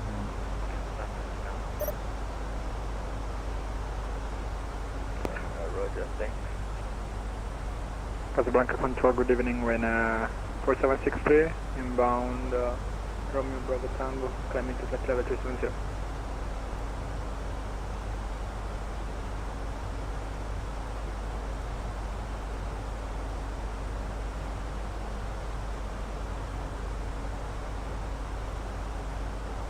Casablanca Control, good evening, Rena 4763, inbound Romeo Bravo Tango, climbing to flight Yeah, level okay, so I can see that. So ready to descend 190. Okay, so we'll do 190. So we've got how many track miles? We've got 145 track miles. So that descend error seems to be logical. We've got a bit of headwind as well. So let's go Golf Mike Mike. November 35 left. Put that in there. RatNav for the arrival. So automatic low is fine. We'll use automatic low.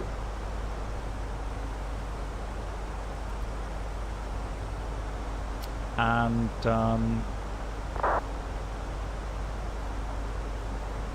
so we did get clearance. Good evening, Casablanca. This is Blue Max 3 Bravo X-ray. Currently on flight level 350. And so yeah, we'll use the arrive routing. We only have minimum altitudes. We don't have. Sorry, could you repeat that? We've got some microphone issues, I think. It is now. Yeah, guys, try to type directly to the controller.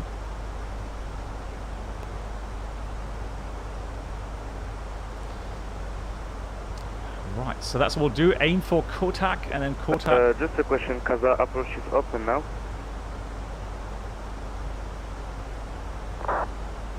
Yeah, we have the frequency, but I don't know if he's listening.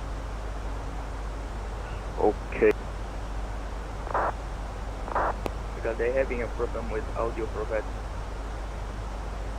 Okay.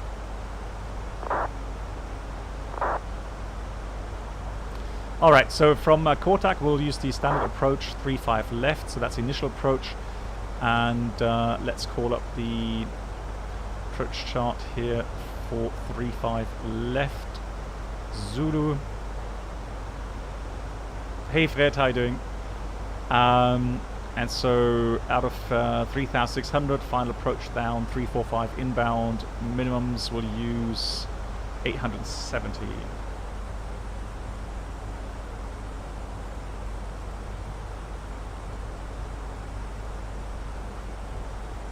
There it is. And VOR, we shall put in Sierra Lima Kilo and the beacon. Okay, so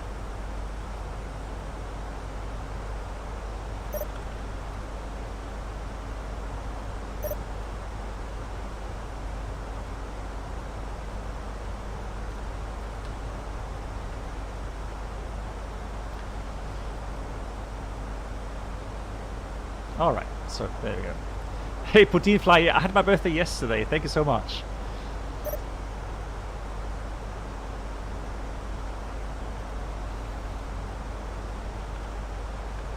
Right, when ready, descend level 170. 170 is set. Windmill 711? Ah, now I hear again. So when ready, descend level 170, windmill 711. Yeah, there's some issues with audio for that team. Roger, please, sorry about that. Descend 170 when ready. Yeah, we'll descend now, 170, windmill 711. Emirates 751. The standard procedure for the wing lights, well, the wing lights Apache are literally only used on the ground, and I'll show you why. So have a look at where the wing lights shine. Hello, can I know the reason for your door? So look how, which surface is actually highlighted with that wing light. 436, contact approach 119. So they shine, illuminate the engine inlets, and the front edges of the wing, right? Sorry, we don't stay at flight level 200. So in flight, since you can't really see from the flight deck, 72 X-ray, my head in direct to the cabin. So you can't see from the flight deck the engine inlets, hence in flight the wing lights are pretty much useless. Roger, 80 and direct Sierra Lima Kilo So it's Maro. mostly used on the ground during the outside check, to check for icing. Casablanca, good evening, Ryanair 4763. That's when it's Do you used. read me? Ryanair 4763, Casablanca Hero. Was your birthday nice? I afraid it was very quiet.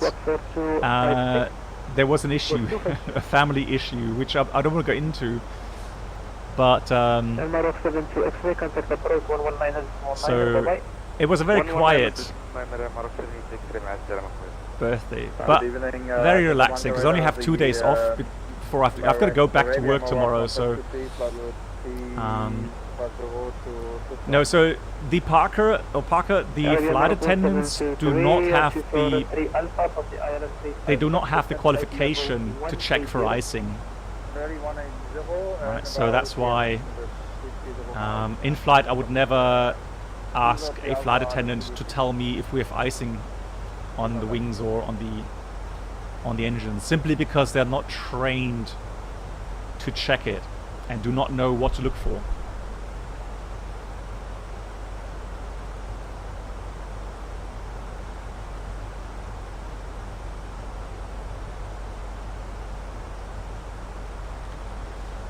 So, Sierra Lima Kilo and November Uniform Alpha.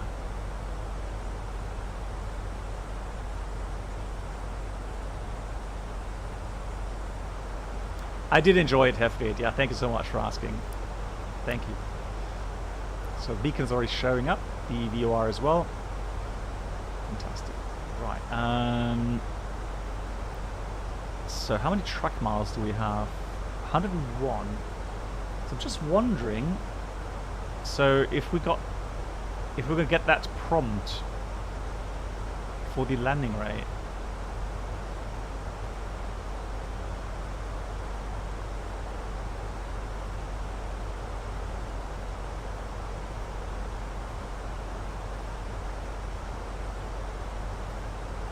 Ah, there we go. It appeared. So now I've selected the runway, I can rate my landing and it's monitoring now. So we'll get a landing report after landing. A proper report, not just a simple slam down.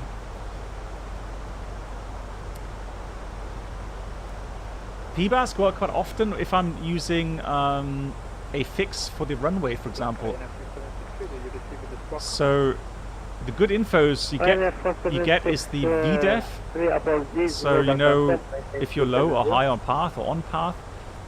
And then also I like to have the distance to the runway. And that's a direct distance from the present position.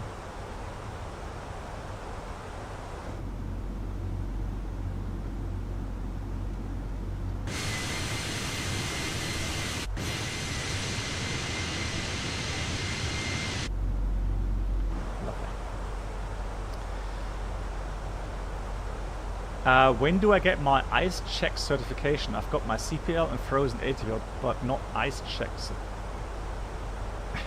Well, no, Sebastian, there is no ice check certification. There is nothing. You have procedures, and you'll get certain instructions, maybe even a computer-based training program, but there is no ice check certification per se. Our sarcasm is used. There we go. Yeah. But again, I'm not trying to, I'm not trying to make flight attendants look stupid. No, it's because simply they are not getting the training to understand what kind of icing you have, how much, etc., etc. So there's no point in asking them to look for and give you an icing report. So if you had any real concerns, you could go into the cabin. So you switch on the wing lights, and you go into the cabin, right? And you could look yourself from the cabin window to get an idea of what the icing is like. You could theoretically do that, but I don't see a point of doing that, because if you think that you have icing, you will switch on the anti-icing anyways. I mean, Casablanca, unless there's something seriously wrong with the de-icing system and you want to check something on the wings, well, then yeah, you can do it. But that would not be normal. Yeah, I forgot that you gave us 180 when ready. Sorry about that. So, Yeah, no worries. let me just get ready for descent. The weather is good with an ILS approach. Transition level is in 5,000 feet. Blue Max 3 Bravo X-ray. You can expect the Agali. Hold on, let me just coordinate this thing. APU, yes. Hold on. Decision AGL. So decision height above the AGL in the brackets 215. So 215. And min descent altitude is going to be 870. Blue Max 3 Bravo X-ray, because of the what happened with the audio for VATSIM and one part, everything crashed. So yeah, for it all together, you can expect the Agali 3. Are you ready for the approach brief? For the INS system. Go ahead. So we're flying the... No, that's Agali 2 Alpha arrival for the INS system. Arrival 2 SOAR 3 Alpha, followed by transition to the ILS 35 left Zulu. The minimum for the approach is 870 feet baro. Missed approach leads us... Windmill 711, contact approach 11949, bye-bye. 19.9, thanks a lot. Have a great evening, bye-bye, Windmill 711. Actually, Windmill 711, stay with me. I might think that they have here some problems. Stay with me. Okay, we'll stay with you, Windmill 711. Right, so... Okay, Windmill 711, actually, approach needs to close. So you can, from your position, fly direct contact and descent flight level 70. Okay, so direct to contact, descent level 70, Windmill 711. Thank you. Alrighty, bit shortcut there, so... Right. Missed approach, we'll go straight ahead. Radial 345 until we hit the beacon. Then turn left 255 degrees from the beacon or bearing to Birvo and climb to 4,000 feet. Birvo 4,000, that's all correctly programmed. Extra fuel at the moment, we have a ton extra, half an hour extra fuel. Hey Cyanide, thank you so much. Complimentary drinks, snacks and premium flight entertainment will be served. Thank you. Quick question, was there any bigger changes to the flight model? Forward to the approach. Compared to what I tested and what you guys put in now with the release. Thank you so much for your support, 27 months. Thank you for all you do. Solid Wings, merci beaucoup, monsieur. Yes, I did. Thank you. A bit quiet, but it was alright. Enjoyed it. Taxi in. Right, so taxi in is as follows. We're going to have to cross a runway, so hotspot definitely runway crossing via Mike 2 very likely, otherwise high speed. That's a bit close really, so Mike 2 probably, then crossing the runway, taxi back, likely...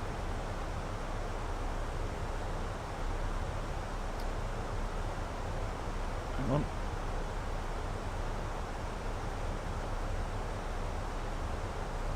Windmill 711, speed 250 knots. Reducing speed to 50, Windmill 711. So selected speed to 50. Just going to mess up our descent path a bit. Arabia 1723, fly direct. So I'm going to go open descent here. And descent flight pull on that, open descent, 80. so we slow down. So I got 4 and down to Hey Michael, how are you doing? For Arabia, my right 173. Okay, Cyanide, understood. Okay, cool. Right, otherwise we're going to go Tango or the apron, depending on what clearance we get, and I guess we're going to stand somewhere here at these positions. So it'll be flight directed approach with config full. we will use auto brake reverse idle, auto brake low, and nothing special, nothing non-normal. Threats, well, it's dark, maybe lots of traffic, but apart from that I don't see any bigger threats. Any questions? No questions. So we're going to have to get the speed brakes out because we're going to get a bit high above the profile. So we had a direct to Kortak, that was a shortcut on one hand. On the other hand, we had to reduce speed to 250, well above 10,000 feet. So that also has an influence on the... Windmill 711, can you expedite your descent? We're expediting descent, Windmill 711. So we are, you know, slower than the FMS anticipated for the descent, and so that's why the descent profile will not be correct until you get back onto the path with normal speed. Yes, you could. So, I mean, but at the moment, I don't see the need for that because we're already coming back into the normal VDEF path. So we're almost there. We have good descent rate here. Here you can see we're approaching normal descent path. So speed brakes closed, and we're already at 250 knots, so we don't have to decelerate anymore. 35 right is closed. You can use that for taxi. You can note us. We'll see. We'll see what ATC does here. Solo Wings. Merci. Windmill 711, after Qatar, maintain present heading, vectors for the ILS 035 left. After Kortak, we'll maintain present heading, radar vectors, ILS 35 left, Windmill 711. So an easy way to do that is just simply clear out the next waypoint after Kortak. So we'll clear out that waypoint and Windmill 711, continue down 4,000 feet, QNH 1017. Send 4,000, QNH 1017, Windmill 711. Set QNH.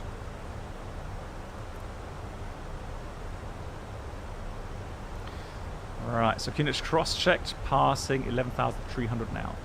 So what happens now, we're in nav mode, but since there is a discontinuity now, the aircraft will go automatically into heading mode after we cross Kortak. So that's quite a nice, neat little trick. Thank you very much. And we're getting a bit high in the profile again, 20 miles to there. Yeah, well, let's do some speed brakes again.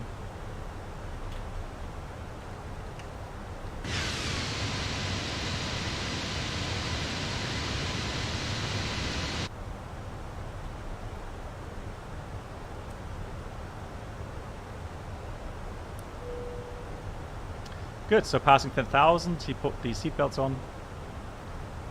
Landing lights on.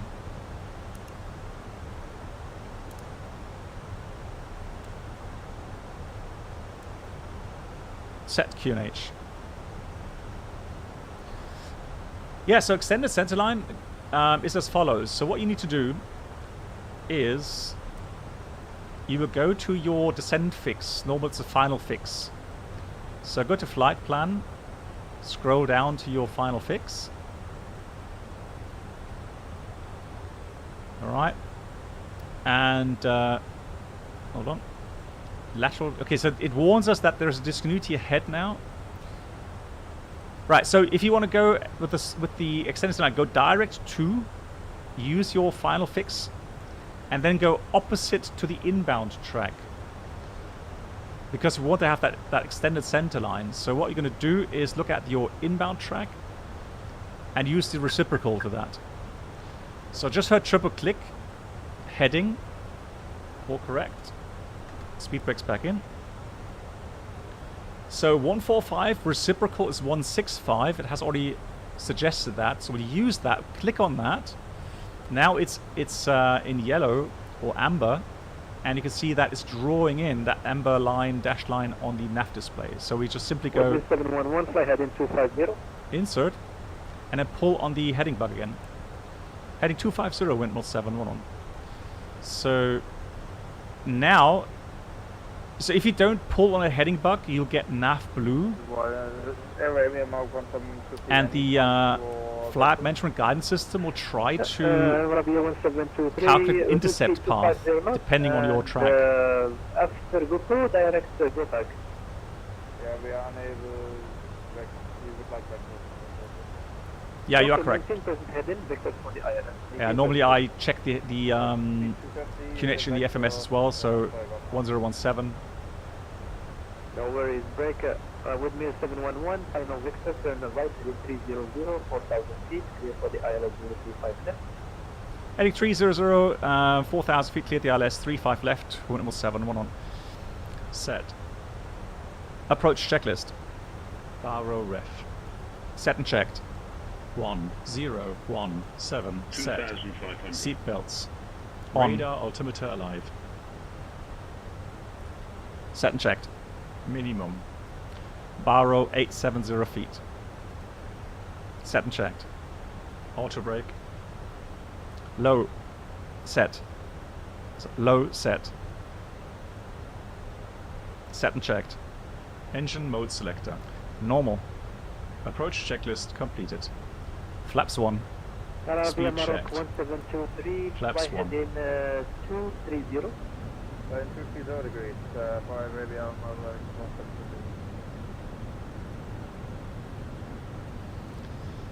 Lovely, look at that. That's something I really like in Microsoft as well. Radio 1, radio 115, confirm maintain 250. And 1723 for now maintain 250, descend 4,000 feet, QNH 1017. So tower should be 18.5. 18.5.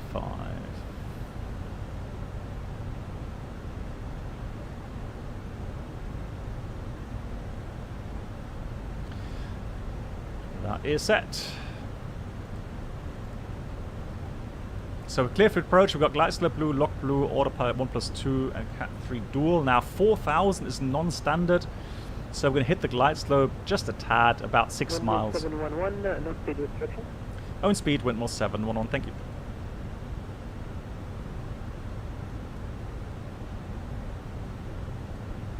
Yeah, solar wings, that's true, yeah. Glide slope is alive. Still got a bit to go to the glide slope itself.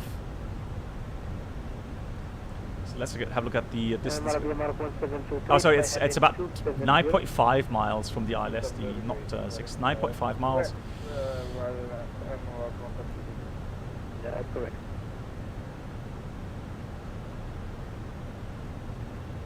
Flaps 2. Speed checked. Flaps 2. Lockstar. Welcome aboard the Captain Black Box Duo Channel experience. Mr. Tomboy, thank you so much for the 9 months. Please Thank make you. their way to the first class cabin, where complimentary drinks, snacks, and premium flight infotainment will be served. Thank you so much. Thank you. Hey BB and chat, how are you all doing? It's been some time but always watch the replays. Currently very busy with ATPL Theory BB711 Beloved BB711 Beloved. Thank you so much, Mr. Tomboy, and you currently with the ATPL Theory, my god, I feel for you. Glad some stuff. 711, you are number 2, behind traffic, about to down, contact approach, 119, 119, question, 118.5, bye-bye. 118.5, thanks for the good service, and I'll see you next time, Windmill 711. Anytime, buddy. Bye-bye. So, that's cool. And so, missed approach altitude is going to be 4,000 as well. So, missed approach altitude is set. Yeah, I know, right? Again, I feel for you, so...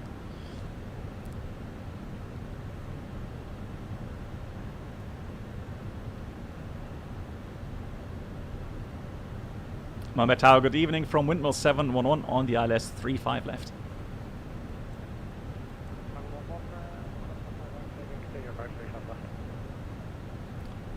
Sorry, you're a bit quiet there. Can you say again, please, for Windmill 711? Windmill 711, continue approach, 35 left. Continue approach. Thank you much, Windmill 711. We continue. So, 2,500 is checked.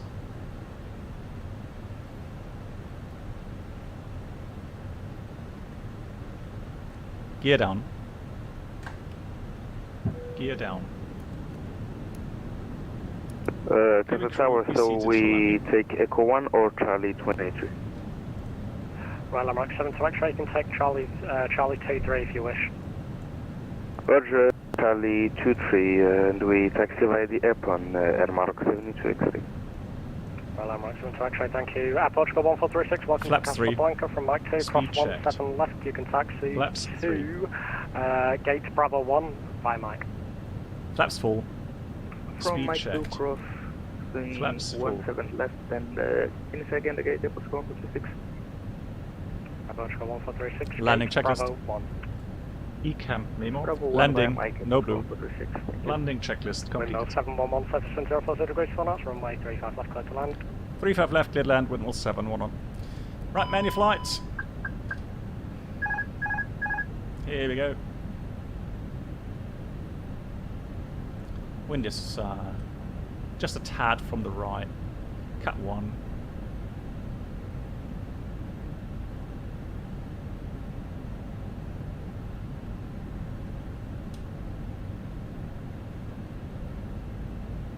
Oh, have you? Okay, I'm gonna download it next time I fly, or at least I gotta go to work early tomorrow morning, so I won't be able to try it out much, unfortunately. 1000. Checked. 1000. No, it's well, it is tuned. It is tuned on the first officer side automatically.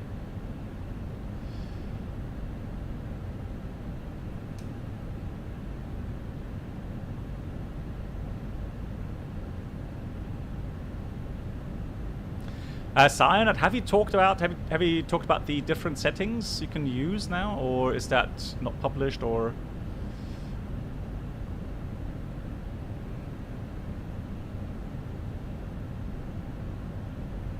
Right, careful of the sink rate. That's a bit fast on the sink rate there. 500.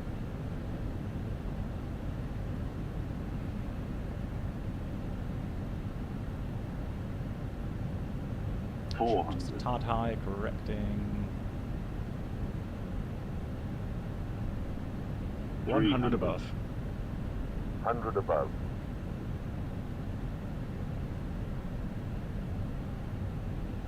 Minimums. 200. Continue.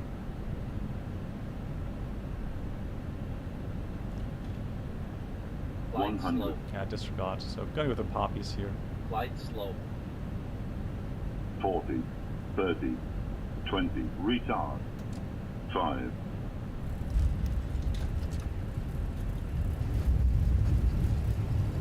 Spoilers. Reverse green. Decel.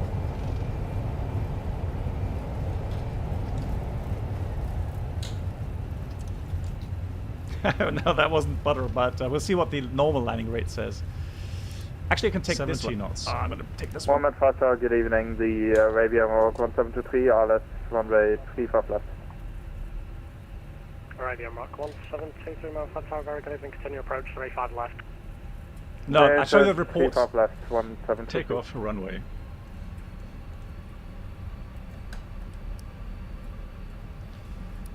So the cool thing... 07, correction, windmill 711, welcome to Casablanca from Papa 2, cross 35 right, and you can taxi to stand Bravo 10 via Papa. We'll cross 35 right, then Bravo 10 via Papa. Thank you much. Windmill 7, 1 on. Cheers. Arabia Morocco 1723, surface wind 040 degrees, 4 knots, runway 35 left, clear to land. Yeah, that's a cool thing, yeah. Does it help if we locate anywhere specific for you? On behalf of the captain. So that's fine, cleared across. Arabia Morocco 1723, say again. So, does it help if we report, if we locate anywhere earlier for you or specific? Yeah, so the Sim Toolkit Pro gave me a landing rate of 383, which I always claimed to be wrong. So this with the FSI panel, this gives you much better data.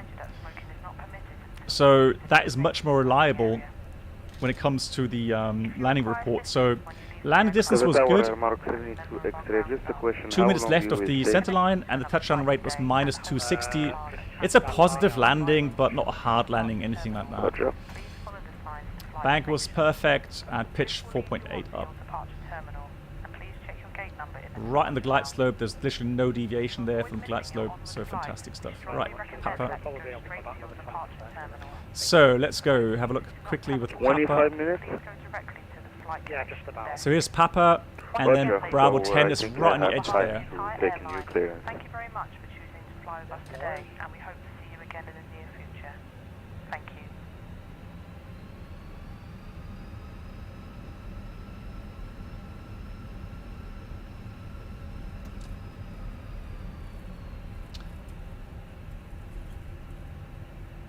Yeah, so I do have a development version, but it has the same flight model now as you guys are able to use if you update the FENIX to the latest version. After landing checklist. After landing checklist. Restart the checklist. Takeoff runway. Oh god, no, disregard. Right, it's all messed up.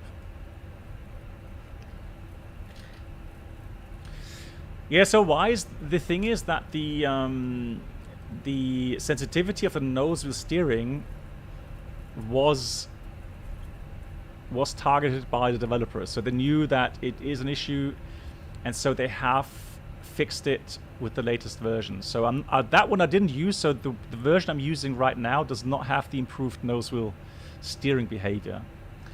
So once that is available for me as well, once I install it, then I can test it. Yeah, and the taxi light works now. Well, you know what, Toto? I still think that is dependent on the airport itself. So I think there's airports out there that just do not reflect the light correctly.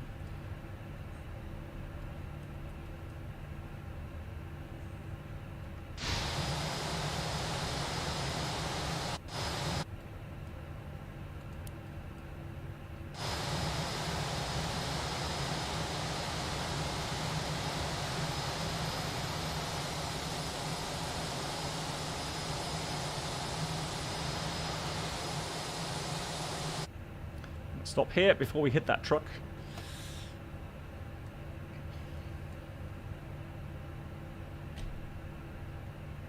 Cancel checklist. Cancel checklist. Roger. So I don't know. I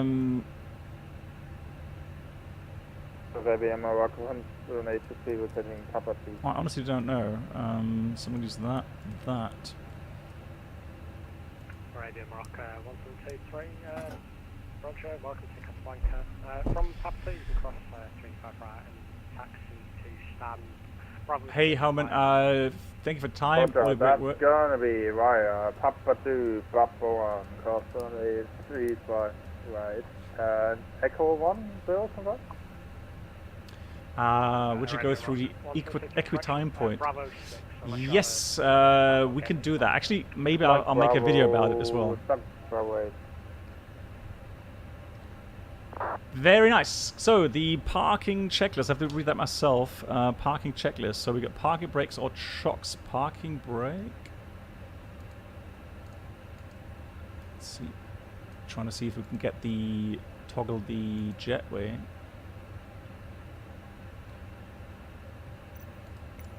We are on default scenery, so we better leave it here.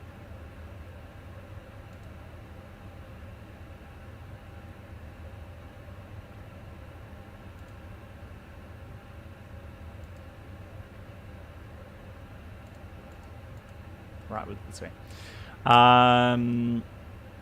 So chocks are in place. Parking brake is off. GSX doesn't want to start. Engines off, wing lights off. That, and fuel pumps.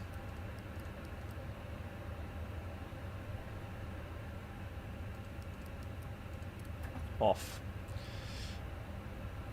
Parking checklist completed. Lovely.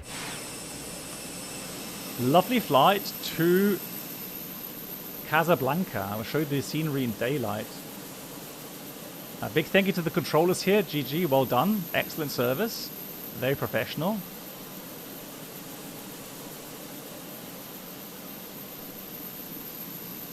Very nice indeed.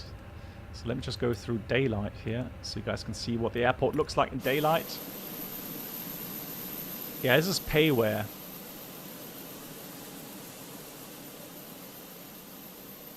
Yes, exactly, P-Bask. Yeah, we're going. I'm going back. Actually, I'm going into X-Plane 12 now. So we'll end the stream. Give me about 10-15 minutes. I'll be back up again live. We're going to do a shared flight, hopefully. I think it works well. Shared flight to La Palma with Toto, developer of the Hot Start Challenger 650.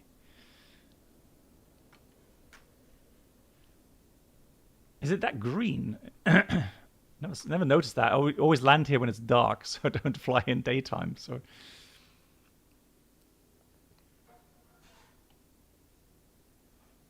but it looks nice though. Beautiful. Lovely, guys. Thank you so much, my dear friends. Big thank you to Brennell for the €50 donation. Thank you, Brennell. Thanks for all the resubs and the gifted subs. My dear moderators, thank you so much for your help. And yeah, see you soon in the Challenger 650. If you're signed out, also, thank you so much for the support. If you're not interested in Challenger 650, the next normal stream will be on... it will be on, let me just see, is it Monday or Tuesday? I think Monday, 31st of October. No, sorry, disregard. Tuesday, 1st November will be the next regular stream. All right. Thank you so much, everyone. Stay safe. See ya.